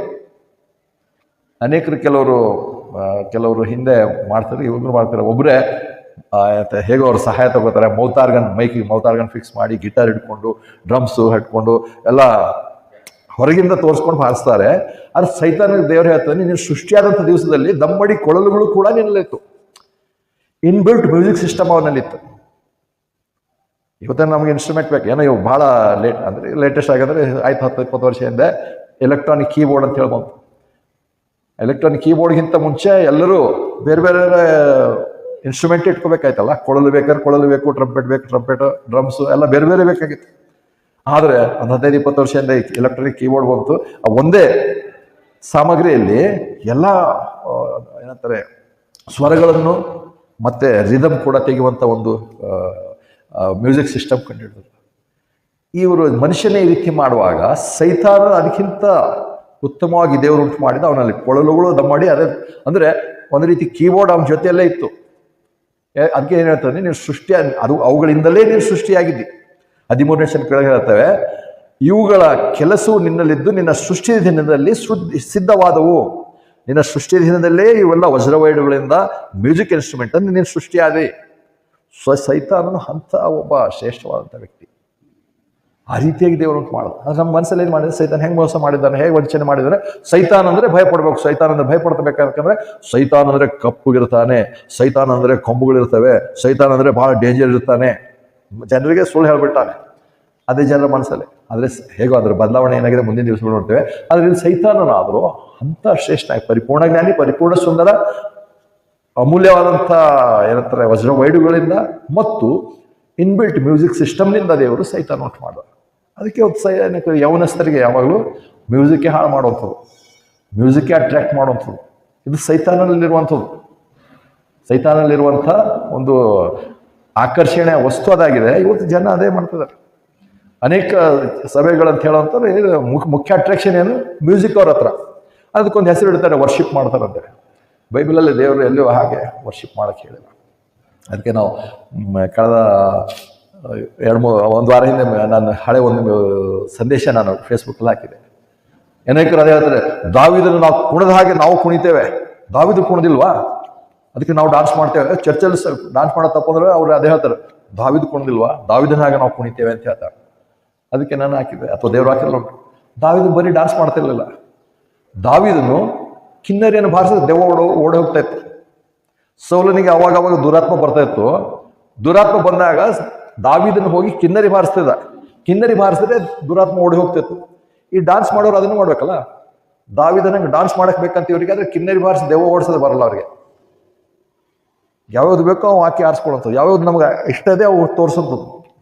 ದಾವಿದನಂಗೆ ನಾವು ಡಾನ್ಸ್ ಮಾಡ್ತೇವೆ. ದಾವಿದನಂಗೆ ಕಿನ್ನರಿ ಬಾರಿಸಿ ದುರಾತ್ಮಗಳನ್ನು ಕೂಡ ಓಡಿಸ್ಬೇಕು. ದಾವಿದನಿಗೆ ಒಂದ್ ವೇಳೆ ನೀವು ದಾವಿದನ ಅನುಕರಣೆ ಮಾಡಬೇಕಾದ್ರೆ ಅದನ್ನು ಕೂಡ ಮಾಡ್ಬೇಕು. ಅದು ಬರಲ್ಲ ಇವರಿಗೆ, ಅದು ಬರಲ್ಲ. ಆದರೆ ಇಲ್ಲಿ ನೋಡ್ತೇವೆ ಸೈತಾನನು ಇನ್ಬಿಲ್ಟ್ ಮ್ಯೂಸಿಕ್ ಸಿಸ್ಟಮ್ ಇಂದ ದೇವರು. ಅದರ ಜೊತೆಲ್ಲ ನೋಡ್ತೇವೆ ಆತನು ಅರಸರುಗಳನ್ನು ನೋಡ್ತೇವೆ ನಿಯಂತ್ರಣ ಇಟ್ಕೊಳ್ಳೋದು. ಆತನೇ ಅಧಿಕಾರ ದುರಿತ ಉಂಟು ಮಾಡೋದ್ರಲ್ಲಿ ನೋಡ್ತೇವೆ. ಯೆಶಾಯ 14ನೇ ಅಧ್ಯಾಯ ಬರೆದಿರುವಂಥದ್ದು ನೋಡ್ತೇವೆ. ಆತನು ಬ್ಯಾಬಿಲೋನಿನ ಅರಸನನ್ನು ನಿಯಂತ್ರಣ ಇಟ್ಟು. ಯೆಶಾಯ 14ನೇ ಅಧ್ಯಾಯ ಅಂದರೆ ಸೈತಾನ ಬಿದ್ದು ಹೋಗಿರೋದಕ್ಕೆ ತೋರಿಸಿರುವಂಥ ಇನ್ನೊಂದು ಅಧ್ಯಾಯ ನೋಡುವಾಗ ಯೆಶಾಯ 14 ನೋಡ್ತೇವೆ. ಯೆಶಾಯ 14ರಲ್ಲಿ ಅಲ್ಲಿ ಕೂಡ ನೀನು ಹೇಗೆ ಬಿದ್ದು ಹೋದಿಯೇ ಅಂತ ಹೇಳಿ ಅಲ್ಲಿ ಹೇಳ್ತಾನೆ. 12ನೇ ವಚನ ನೋಡುವಾಗ ಯೆಶಾಯ 14:12, ಓ ಸೈತಾನನೇ, ಲೂಸಿಫರ, ಉದಯದ ಮಗನೇ, ಆಕಾಶದಿಂದ ನೀನು ಹೇಗೆ ಬಿದ್ದಿ. ನೋಡ್ತೇವಲ್ಲ, ಇಲ್ಲಿ ಕೂಡ ಉದಯದ ಮಗನೇ. ಯಾಕೆ ಉದಯದ ನಕ್ಷತ್ರ ಅಂತ ಹೇಳಿ ದೂತರಿಗೆ ಹೆಸರಿಟ್ಟ? ದೇವರು ಸೈತಾನನ ಕೂಡ ಉದಯದ ಮಗನೇ. ಉದಯದಲ್ಲಿ ಸೈತಾನ ದೇವದೂತರ ಇಡೀ ಸಮೂಹವನ್ನೇ ದೇವರು ಉದಯದಲ್ಲಿ ಉಂಟು ಮಾಡಿದ. ಅದಕ್ಕೋಸ್ಕರವೇ ಉದಯ ಉದಯ ಉದಯ ಅಂತ ಹೇಳ್ತಾ ಇರುವಂಥದ್ದು. ಉದಯದ ನಕ್ಷತ್ರ, ಇಲ್ಲಿ ಉದಯದ ಮಗನು. ಇಲ್ಲಿ ನೋಡುವಾಗ ಆತ್ಮ ಹೇಳ್ತಾನೆ, ನೀನು ಹೇಗೆ ಅಲ್ಲಿ ಬಿದ್ದು ಜನಾಂಗಗಳನ್ನು ಬಲಹೀನ ಮಾಡಿದ ನೀನು ಭೂಮಿಗೆ ಹೇಗೆ ಕಡಿಯಲ್ಪಟ್ಟಿದೆ. ಜನಾಂಗಗಳನ್ನೇ ಬಲಹೀನ ಮಾಡುವಂಥದ್ದು. ಇಲ್ಲಿ ವಿಶೇಷವಾಗಿ ನೋಡುವಾಗ ಈ ಒಂದು ವಚನದಲ್ಲಿ ಬರುವಾಗ ಈ ಒಂದು 14ನೇ ಅಧ್ಯಾಯದಲ್ಲಿ ಬ್ಯಾಬಿಲೋನಿನ ಅರಸನ ಬಗ್ಗೆ ಹೇಳಿರುವಂಥದ್ದು ನೋಡ್ತೇವೆ. ಹೇಗೆ ನನಗೆ ಈಗ ತಕ್ಷಣದಲ್ಲಿ ವಾಕ್ಯ ಸಿಗಲಿಕ್ಕಿಲ್ಲ, ಆದರೆ ಈ ಒಂದು ಅಧ್ಯಾಯದಲ್ಲಿ ಬರುವಾಗ ಬಾಬಿಲೋನಿನ ಅರಸನ ಬಗ್ಗೆ ದೇವರು ಹೇಳ್ತಿದ್ದಾರೆ. ಇಲ್ಲಿ ಬ್ಯಾಬಿಲೋನಿನ ಅರಸನ ಒಂದು ರೀತಿ ಬ್ಯಾಬಿಲೋನಿನ ಅರಸನು ಸೈತಾನನಿಗೆ ಪ್ರತಿರೂಪನಾಗಿದ್ದಾನೆ, ಸೈತಾನನಿಗೆ ಇಮೇಜ್ ಆಗಿದ್ದಾನೆ. ಅಷ್ಟೇ ಅಲ್ಲ, ಎಜ್ಕೇಲ್ 28ನೇ ಅಧ್ಯಾಯಕ್ಕೆ ಬರುವಾಗ ತೂರಿನ ಅರಸನ ವಿಷಯದಲ್ಲಿ ಹೇಳ್ತಾನೆ. ಎಜ್ಕೇಲ್ 28ನೇ ಅಧ್ಯಾಯ ಅಲ್ಲಿ ಬರುವಾಗ ನಾವು ಆಗಲೇ ನೋಡಿದ್ದೇವೆ 12ನೇ ವಚನದಲ್ಲಿ, ಮನುಷ್ಯ ಪುತ್ರನೇ ತೂರಿನ ಅರಸನ ವಿಷಯದಲ್ಲಿ ಶೋಕಗೀತೆಯನ್ನೆತ್ತಿ ಅವನಿಗೆ ಹೀಗೆ ಹೇಳು. ಇಲ್ಲಿ ಸೈತಾನನಿಗೆ ಏನು ಹೇಳ್ತಾನೆ, ತೂರಿನ ಅರಸನು. ಸೊ ಸೈತಾನನ ಇಮೇಜ್ ಆಗಿ, ಸೈತಾನನ ಪ್ರತಿರೂಪನ ಆಗಿ ಅಲ್ಲಿರುವಂಥ ಒಬ್ಬ ಅರಸನು, ತೂರಿನ ಅರಸನು ಸೈತಾನನ ಇನ್ಸ್ಟ್ರೂಮೆಂಟ್ ಆಗಿ ಅಲ್ಲೇ ಕೂತ್ಕೊಂಡಿದ್ದನು. ಅಂದ್ರೆ ನೋಡ್ತೇವೆ ಸೈತಾನನ ಎಷ್ಟು ಪ್ರಬಲವಾದಂಥ ವ್ಯಕ್ತಿ ಅಂದರೆ ಈ ಲೋಕದಲ್ಲಿರುವಂಥ ಅರಸರುಗಳನ್ನೇ ತನ್ನ ಸಾಧನಗಳನ್ನಾಗಿ ಉಪಯೋಗಿಸುವಾತ. ಅದಕ್ಕೆ ಆತನ ಕರ್ತನಾದ ಯೇಸು ಕ್ರಿಸ್ತನಿಗೆ ಹೇಳ್ತಾನಲ್ಲ, ನೀನು ಒಂದು ಹೇಳಿ ನನಗೆ ಅಡ್ಡ ಬಿದ್ದರೆ ಇಡೀ ಭೂಲೋಕದ ರಾಜ್ಯಗಳನ್ನೆಲ್ಲ ನೀನು ಕೊಡ್ತೇನೆ ಅಂತ ಹೇಳಿದಂತ. ಯಾಕಂದ್ರೆ ಆತನ ವಶದಲ್ಲಿ ಉಂಟು. ಸೊ ಅದರಲ್ಲಿ ಎಲ್ಲವೂ ಆತನಲ್ಲಿ ಉಂಟು. ಅಂದರೆ ಅಧಿಕಾರಗಳಾಗಲಿ ದೊರೆತನಗಳಾಗಲಿ ಅಂತ ಹೇಳುವಾಗ ತಾನು ಹೊಂದಿರುವಂಥ ಅಧಿಕಾರ ಈ ಲೋಕದಲ್ಲಿ ಕೂಡ ತನ್ನ ಅನುಯಾಯಿಗಳನ್ನು ಆರಿಸಿಕೊಂಡು ಈ ಲೋಕದಲ್ಲಿ ಕೂಡ ಆತನು ಇನ್ನೂ ತನ್ನ ಅಧಿಕಾರವನ್ನು ಚಲಾವಣೆ ಮಾಡ್ತಾ ಇದ್ದಾನೆ. ಅದು ಮುಖ್ಯವಾಗಿ. ಅಥವಾ ಅಷ್ಟೇ ಅಲ್ಲ, ಆತನ ಕೆಲಸ ಏನಾಗಿದೆ. ಯೂದ 9ನೇ ವಚನಕ್ಕೆ ಬರ್ತೇವೆ. ಯೂದ 9ನೇ ವಚನ. ಯೂದ ಪ್ರಕಟಣೆಗಿಂತ ಮೊದಲನೇ ಪುಸ್ತಕ, ಕೊನೆಯ ಪುಸ್ತಕ ಪ್ರಕಟಣೆ, ಅದರ ಹಿಂದೆ ಇರುವಂಥ ಪುಸ್ತಕ ಯೂದ 1494ನೇ ಪುಟದಲ್ಲಿ ಯೂದ 1ನೇ ಅಧ್ಯಾಯ ಅದರಲ್ಲಿ 9ನೇ ವಚನ ನೋಡ್ತೇವೆ. ಆದರೂ ಪ್ರಧಾನ ದೂತನಾದ ಮಿಖಾಯೇಲನು ಮೋಶೆಯ ಶರೀರದ ವಿಷಯದಲ್ಲಿ ಸೈತಾನನಿಗೆ ವ್ಯಾಜ್ಯವಾಡಿ ವಾಗ್ವಾದ ಮಾಡಿದಾಗ ಅವನು ಸೈತಾನನ ದೂಷಿಸುವುದಕ್ಕೆ ಧೈರ್ಯಗೊಳ್ಳದೆ ಕರ್ತನು ನಿನ್ನನ್ನು ಗದರಿಸಲಿ ಎಂದನು ಅಂತ ಹೇಳಿ ನೋಡುವಾಗ 2 ವಿಷಯ ನೋಡಿದ್ದೇವೆ. ಆತನು ಹೇಗೆ ಪರಿಪೂರ್ಣ ಜ್ಞಾನಿ, ಸೌಂದರ್ಯವಂತನು, ವಜ್ರವೈಡ್ಯಗಳಿಂದ ಮತ್ತು ಇನ್ಬಿಲ್ಟ್ ಮ್ಯೂಸಿಕ್ ಸಿಸ್ಟಮ್ದ ಸೃಷ್ಟಿಸಲ್ಪಟ್ಟನು. ಅದ್ರ ಜೊತೆಯಲ್ಲಿ ಆತನು ಈ ಲೋಕದ ಅರಸರುಗಳನ್ನು ಕೂಡ ನಿಯಂತ್ರಣ ಮಾಡ್ತಿದ್ದ. ಜೊತೆಯಲ್ಲಿ ನೋಡ್ತೇವೆ ಆತನು ಮೋಶೆ ದೇಹದ ಬಗ್ಗೆ ಕೂಡ ಆತನು ವ್ಯಾಜ್ಯ ಮಾಡಿದ. ಸೈತಾನನಿಗಿರುವಂಥ ಅಧಿಕಾರ ಅಷ್ಟು ಮಟ್ಟಿಗೆ ದೇವರು ಆತನಿಗೆ ಆ ಅಧಿಕಾರದ ಉಂಟು ಮಾಡ್ದ. ಅಂದರೆ ಆ ಅಧಿಕಾರ ಇಲ್ಲಿವರೆಗೂ ತೆಗೆದಿಲ್ಲ. ಇಲ್ಲಿ ಮೋಶದ ದೇಹದೊಂದಿಗೆ ವ್ಯಾಜ್ಯ ಮಾಡುವ ಕೂಡ ತೆಗೆದಿಲ್ಲ. ಅದು ಈ ಕೆಲವರು ಹೇಳ್ತಾರೆ ಸೈತಾನಿಗೆ ನ್ಯಾಯ ತೀರ್ಪು ಮಾಡ್ದ, ಅದಕ್ಕೆ ಭೂಮಿ ಎಲ್ಲ ನಾಶ ಆಗೋಯ್ತು. ಏನು ಭೂಮಿ ನಾಶ ಮಾಡಿ ಸೈತಾನ ಹಾಗೆ ಅದನಲ್ಲ. ಆದಿಕಾಂಡ 1ನೇ ಅಧ್ಯಾಯ 2 ವಚನ ಗ್ಯಾಪ್ ಥೇರಿ, ಅಲ್ಲಿ ಭೂಮಿಗೆ ಸೈತಾನ ಬಿದ್ದು ಹೋಗಿದ್ದ, ಭೂಮಿಯ ಬರಿದಾಗಿಯೂ ಶೂನ್ಯವಾಗಿ ಹೋಯ್ತು. ಎಲ್ಲ ಸುಳ್ಳು ಕಥೆಗಳು. ಭೂಮಿಯ ಬರಿದಾಗಿ ಶೂನ್ಯವಾಗಿ ಹೋಯ್ತು. ಸೈತಾನಿಗೆ ಇರೋಂಥ ಅಧಿಕಾರ ಯಾವುದು ಕಡಿಮೆ ಆಗಿಲ್ಲ. ಇನ್ನೂ ತೂರಿನ ಅರಸ ಬ್ಯಾಬಿಲೋನ್ ಅರಸನ ನಿಯಂತ್ರಣ ಇಟ್ಕೊಂಡಾನೆ. ಇಲ್ಲಿ ಮೋಶೆಯ ದೇಹದ ಬಗ್ಗೆ ಕೂಡ ಬಂದು ಜಗಳ ಆಡ್ತಾನೆ. ಅಂದ್ರೆ ಏನು ತೀರ್ಪಾಗಿದೆ ಸೈತಾನನಿಗೆ? ಇವ್ರ ಕಲ್ಪನೆ ಪ್ರಕಾರ ತೀರ್ಪಾಗಿದೆ ಭೂಮಿ ಸಹ ನಾಶ ಆಯ್ತಂತ. ಅವನಿಗೆ ಏನಾಗಿಲ್ಲ. ಯಾಕೆ ಅಂತ ಅಡ್ಜಸ್ಟ್ಮೆಂಟ್ ಮಾಡೋಕೆ ಸುಮ್ಮನೆ ಸುಳ್ಳು ವಾದಗಳು. ಅದು ಯಾವುದಕ್ಕೆ? ಎವಲ್ಯೂಷನ್ ಥಿಯರಿಯವರಿಗೆ, ಸೋಕಾಲ್ಡ್ ಸೈನ್ಸ್ಗೆ ಅನುಕೂಲ ಆಗೋಕ್ಕೆ ಒಂದು ವಿಚಾರ ತಂದು ಇದರಲ್ಲಿ ಸೇರಿಸೋಂಥದ್ದು. ಅದು ಎಲ್ಲಿ? ಆದಿಕಾಂಡದ ಬೈಬಲ್ನ ಪ್ರಥಮ ಅಧ್ಯಾಯದಲ್ಲೇ ತಂದು ಸೇರಿಸೋಂಥದ್ದು. ಅದಕ್ಕೆ ಏನಂತೇವೆ, ಯಾವಾಗ ಬೈಬಲ್ನ ಪ್ರಥಮ ಅಧ್ಯಾಯದಲ್ಲಿಯೇ 3ನೇ ಅಧ್ಯಾಯದಲ್ಲಿ ಉಂಟು ಮಾಡಿರುವಂಥ ಮನುಷ್ಯನಿಗೆ ಸೈತಾನ ಬೀಳಿಸ್ದ. ಇನ್ನು ಉಳಿದಂಥ ಈ ಅನೇಕರಿಗೆ 1ನೇ ಅಧ್ಯಾಯ 1ನೇ ವರ್ಷದ 2ನೇ ವರ್ಷದಲ್ಲೇ ಬೀಳಿಸ್ಬಿಟ್ಟ. ಬೈಬಲ್ ಅಂತ ಏನಂದ್ರೆ ಒಂದು ಸುಮ್ಮನೆ ನೀವು ಓದ್ರೆ ಅರ್ಥ ಆಗಲ್ಲ. ಅಲ್ಲಿ ಭೂಮಿ ಬರಿದಾಗಿ ಶೂನ್ಯ ಆಗಿತ್ತ ಅರ್ಥ ಏನಿದೆ ನೋಡಲು ಸೈತಾನ ಬಿದ್ದು ಹೋದ ಅಂತ ಹೇಳಿದ್ರೆ ಇರುವಂಥ ವಿಷಯದಲ್ಲಿ ಅಲ್ಲಿನೇ ನಮ್ಮ ನಂಬಿಕೆ ಅಲ್ಲಿಯೇ ಒಂದು ರೀತಿ ಹಾಳು ಮಾಡುವಂಥದ್ದು. ಅನೇಕರು ಅದನ್ನೇ ನಂಬಿದ್ದಾರೆ, ಅದನ್ನೇ ನಂಬ್ಕೊಂಡಿದ್ದಾರೆ. ಇವತ್ತು ಇಲ್ಲಿ ಸೈತಾನ ಬಗ್ಗೆ ನೋಡ್ತಿದ್ರೆ ಏನಾದ್ರು ಅವನಿಗೆ ಏನು ಕೊಂಚ ಆದ್ರೂ ಅವನಿಗೆ ಏನಾದ್ರು ಪ್ರಾಬ್ಲಮ್ ಆಗಿದೆನಾ? ದಾನಿಯೇಲ 10ನೇ ಅಧ್ಯಾಯ 13ನೇ ವಚನ. ಆದರೆ ಪಾರಸಿಯ ರಾಜ್ಯದ ಪ್ರಭುವು 20 ದಿವಸಗಳು ನನಗೆ ಎದುರು ನಿಂತನು. ಇಲ್ಲಿ ಪರ್ಷಿಯಾ, ಇವತ್ತಿನ ಇರಾನ್. ಮೊದಲನೇದಾಗಿ ನೋಡಿದೆ ಬ್ಯಾಬಿಲೋನ್ ಅರಸ ನಿಯಂತ್ರಣದಿಲ್ಲ. ಎರಡನೇದಾಗಿ ಏನಂತಾರೆ, ಟರ್ಕಿ ಅರಸನು ಅವನ ಜೊತೆಲಿದ್ದ. ಟರ್ಕಿ ಅಲ್ಲ, ಟೈರಸ್ ಅಂತಿದೆ. ಅವನು ಸೈತಾನ ವಶದಲ್ಲ. ಇಲ್ಲಿ ನೋಡುವಾಗ ಪರ್ಷಿಯದ ಅರಸನು ಸೈತಾನ ವಶದಲ್ಲಿದ್ದಾನೆ. ಇಲ್ಲಿ ಪರ್ಷಿಯದ ಅರಸನು ದಾನಿಯೇಲನಿಗೆ ಎದುರು ನಿಂತ್ಕೊಂಡಾಗ ಇಲ್ಲಿ ಅವನ ಹಿಂದೆ ಇರೋಂಥವನು ಯಾರು? ಸೈತಾನನೇ ಪರ್ಷಿಯ ಅರಸನ ಆಗಿ ದಾನಿಯೇಲನಿಗೆ ಎದುರು ನಿಂತ್ಕೊಂಡಿದ್ದಾನೆ. ಅದೇ 8ನೇ ಅಧ್ಯಾಯ 16ನೇ ವಚನ, 9ನೇ ಅಧ್ಯಾಯ 21ನೇ ವಚನ ದಾನಿಯೇಲನ ಪುಸ್ತಕಗಳು ನೋಡುವಾಗ ಹೇಗೆ ಸೈತಾನನು ದಾನಿಯೇಲನಿಗೆ ಎದುರಿಸಿದ ಮತ್ತೆ ನೋಡ್ತೇವೆ. ಸೈತಾನ ಅಧಿಕಾರಿಯಲ್ಲಿ ಎಷ್ಟು ದೇವರು ಅವನಿಗೆ ಕೊಟ್ಟಿದ್ದಾನೆ? 20 ದಿವಸಗಳವರೆಗೂ ಎದುರು ನಿಂತ್ಕೊಂಡ ಅಧಿಕಾರ ಇದೆ. ದಾನಿಯೇಲನ ಕಾಲದಲ್ಲಿ ಉಂಟು, ಮೋಶೆ ಕಾಲದಲ್ಲಿ ಉಂಟು, ಸೈತಾನಿಗೆ ಅಧಿಕಾರ ಇನ್ನೂ ಹಾಗೇ ಇದೆ. ಆಮೇಲೆ ಹೇಳ್ತಾನೆ, ಅದೇ ದಾನಿಯೇಲ 10ನೇ ಅಧ್ಯಾಯ 13ನೇ ವಚನ ಮುಂದೆ ಹೋಗೋಣ. ಆದ್ರೆ ಈಗ ಮುಖ್ಯ ಪ್ರಭುಗಳಲ್ಲಿ ಒಬ್ಬನಾದ ಮಿಕಾಯೇಲನು ನನ್ನ ಸಹಾಯಕ್ಕೆ ಬಂದನು ಮತ್ತು ನಾನು ಆ ಪಾರಸಿಯ ಅರಸರ ಬಳಿಯಲ್ಲಿ ಉಳಿದುಕೊಂಡು ಈ 8 ದಿನಗಳಲ್ಲಿ ಜನರಿಗಾದ ಗತಿ ನಿನಗೆ ತಿಳಿಸೋದಕ್ಕೋಸ್ಕರ ನಾನು ಬಂದೆನು. ನಾವು ನೋಡ್ತೇವೆ ಪಾರಸಿ ಅರಸನಿಗೆ ಹೇಳ್ಬೇಕಾದಂಥ ಸಂಗತಿ ತಡೆ ಹಿಡಿಯೋದಕ್ಕೆ ನೋಡ್ತೇವೆ. ಪರಸ್ಪರ ಅದೇ ವೇಷದಲ್ಲಿ ಅದೇ ಪ್ರತಿರೂಪನ ಸೈತಾನ ಎದುರಿಸ್ತಾ ಇದ್ದ. ಆದರೆ ಇಲ್ಲಿ ನೋಡ್ತೇವೆ ದಾನಿಯೇಲನಿಗೆ ಮಿಕಾಯೇಲನು ಬಂದು ಸಹಾಯ ಮಾಡ. 20 ದಿವಸಗಳವರೆಗೂ ಅವನು ಎದುರಿಸಿದ, ರೆಸಿಸ್ಟ್ ಮಾಡ್ದ ಅಂತ ಹೇಳ್ತಾನೆ ಇಂಗ್ಲಿಷ್ನಲ್ಲಿ. ಅಂದ್ರೆ ಸೈತಾನನಿಗೆ ಅಧಿಕಾರ ಉಂಟು. ಸೈತಾನ ಆ ಅಧಿಕಾರದಿಂದ ಅಂದ್ರೆ ಇವೆಲ್ಲ ಅಧಿಕಾರ ಆತನಿಗೆ ಇತ್ತು. 14ನೇ ಅಧ್ಯಾಯ ಏಷಯ 14:12 ವಚನ ನೋಡ್ತೇವೆ. ಏಷಯ 14:12, ಏಷಯ 14:12, ಏಷಯ 14:12 ಅವುಗಳೇ ನಾವು ನೋಡಿದ್ದೇವೆ. ಆದರೆ ಇನ್ನೊಂದ್ಸರಿ ನೋಡ್ತೇವೆ, ಜನಾಂಗಗಳನ್ನು ಬಲಹೀನ ಮಾಡಿದ ನೀನು ಭೂಮಿಗೆ ಹೇಗೆ ಕಡಿಲ್ಪಟ್ಟಿದೆ? ಯಾಕಂದ್ರೆ ನೀನು ನಿನ್ನ ಹೃದಯದಲ್ಲಿ ನಾನು ಆಕಾಶಕ್ಕೆ ದೇವರ ನಕ್ಷತ್ರಗಳ ಮೇಲೆ ನನ್ನ ಸಿಂಹಾಸನ ಘನತೆಗೆ ಏರಿಸುವನು, ಉತ್ತರ ದಿಕ್ಕಿನ ಕಡೆಯ ಸಮೂಹ ಪರ್ವತ ಮೇಲೂ ಎಲ್ಲ ಹೇಳ್ತಾನೆ. ಅಲ್ಲಿ ನೋಡ್ತೇವೆ ಇಂಗ್ಲಿಷ್ನಲ್ಲಿ ನೋಡುವಾಗ ಅಲ್ಲಿ ಏನು ಹೇಳ್ತಾನೆ ಅಂದ್ರೆ ಭೂಮಿಯನ್ನು ನಡಗಿಸುವಂಥವನು. ಇಲ್ಲಿ ಆ ವಚನ ಕನ್ನಡದಲ್ಲಿ ಟ್ರಾನ್ಸ್ಲೇಷನ್ ಆಗಿಲ್ಲ. ಅಲ್ಲಿ ಏನು ಹೇಳ್ತಾನೆ, ಟ್ರೆಂಬ್ಲಿಂಗ್ ಆಫ್ ದ ಅರ್ತ್ ಅಂತ ಹೇಳ್ತಾನೆ ಇಂಗ್ಲೀಷಲ್ಲಿ. ಮತ್ತು ಕಿಂಗ್ಡಮ್ಸ್ ನಡಗಿಸುವಂಥವನು, ಶೇಕ್ ಮಾಡ್ದ, ರಾಜ್ಯಗಳನ್ನು ಅಲ್ಲಾಡಿಸ್ದ. ಸೈತಾನಿಗೆ ಆ ಶಕ್ತಿ ಉಂಟು. ಅಷ್ಟೇ ಅಲ್ಲ, ನೋಡ್ತೇವೆ ಜಕರ್ಯ 3ನೇ ಅಧ್ಯಾಯ 1-2 ವಚನ ನೋಡ್ತೇವೆ. ಜಕರ್ಯ 3ನೇ ಅಧ್ಯಾಯ 1-2 ವಚನ. ಜಕರ್ಯ 3ನೇ ಅಧ್ಯಾಯ ಹಳೆ ಒಡಂಬಡಿಕೆಯಲ್ಲಿ ಕೊನೆ ಪುಸ್ತಕಕ್ಕಿಂತ ಒಂದು ಮುಂದಿನ ಪುಸ್ತಕ, ಮಲಕಿಗಿಂತ ಹಿಂದಿನ ಪುಸ್ತಕ. 1119ನೇ ಪುಟ, ಹಳೆ ಒಡಂಬಡಿಕೆಯಲ್ಲಿ 1119ನೇ ಪುಟ.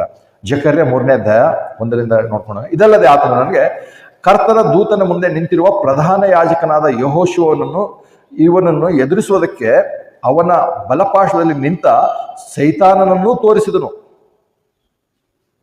ಕರ್ತನ ದೂತನ ಮುಂದೆ ನಿಂತಿರುವ ಯೆಹೋಶುವನ ಜೊತೆಯಲ್ಲಿ ಹೇಳ್ತಾನೆ, ಸೈತಾನನ ಜೊತೆ ನಿಂತ್ಕೊಂಡಿದ್ದಾನೆ. ಅಂದ್ರೆ ಸೈತಾನನ ಒಂದು ಎಲ್ಲಿವರೆಗೂ ಆತನ ಇದು ಪ್ರಭುತ್ವ ಇದೆ, ಅಧಿಕಾರ ಇದೆ. ಹಿಂದಿನಲ್ಲಿ ಹೇಳ್ತಾರ ಪೌಂಚ್ ಎಲ್ತಾನ ಇದೆ ಅಂತ ಹೇಳ್ತಾರಲ್ಲ, ಸೈತಾನ ಅಧಿಕಾರ ಅಲ್ಲಿವರೆಗೂ ದೇವರ ಮುಂದೆ ನಿಂತು ಯೆಹೋಶುವನನ್ನೇ ಎದುರಿಸ್ತಾ ಇದ್ದಾರೆ. ಯೆಹೋಶುವ ಅಂದ್ರೆ ಅಲ್ಲಿನ ಯೆಹೋಶುವ ಅಲ್ಲ, ಅಂದ್ರೆ ಮೋಶೆ ಜೊತೆ ಇರುವಂತ ಯೆಹೋಶುವ ಅಲ್ಲ, ಇಲ್ಲಿ ಬೇರೆ ಯೆಹೋಶುವನ ಬಗ್ಗೆ ಹೇಳ್ತಿದ್ದಾನೆ. ಈ ಜಕರ್ಯನ ಪುಸ್ತಕದಲ್ಲಿ ಇರುವಂತ ಅಲ್ಲಿನ ಅವತ್ತಿನ ಯಾಜಕ ಆತನನ್ನು ಎದುರಿಸ್ತಾ ಇದ್ದಾನೆ ಸೈತಾನನು.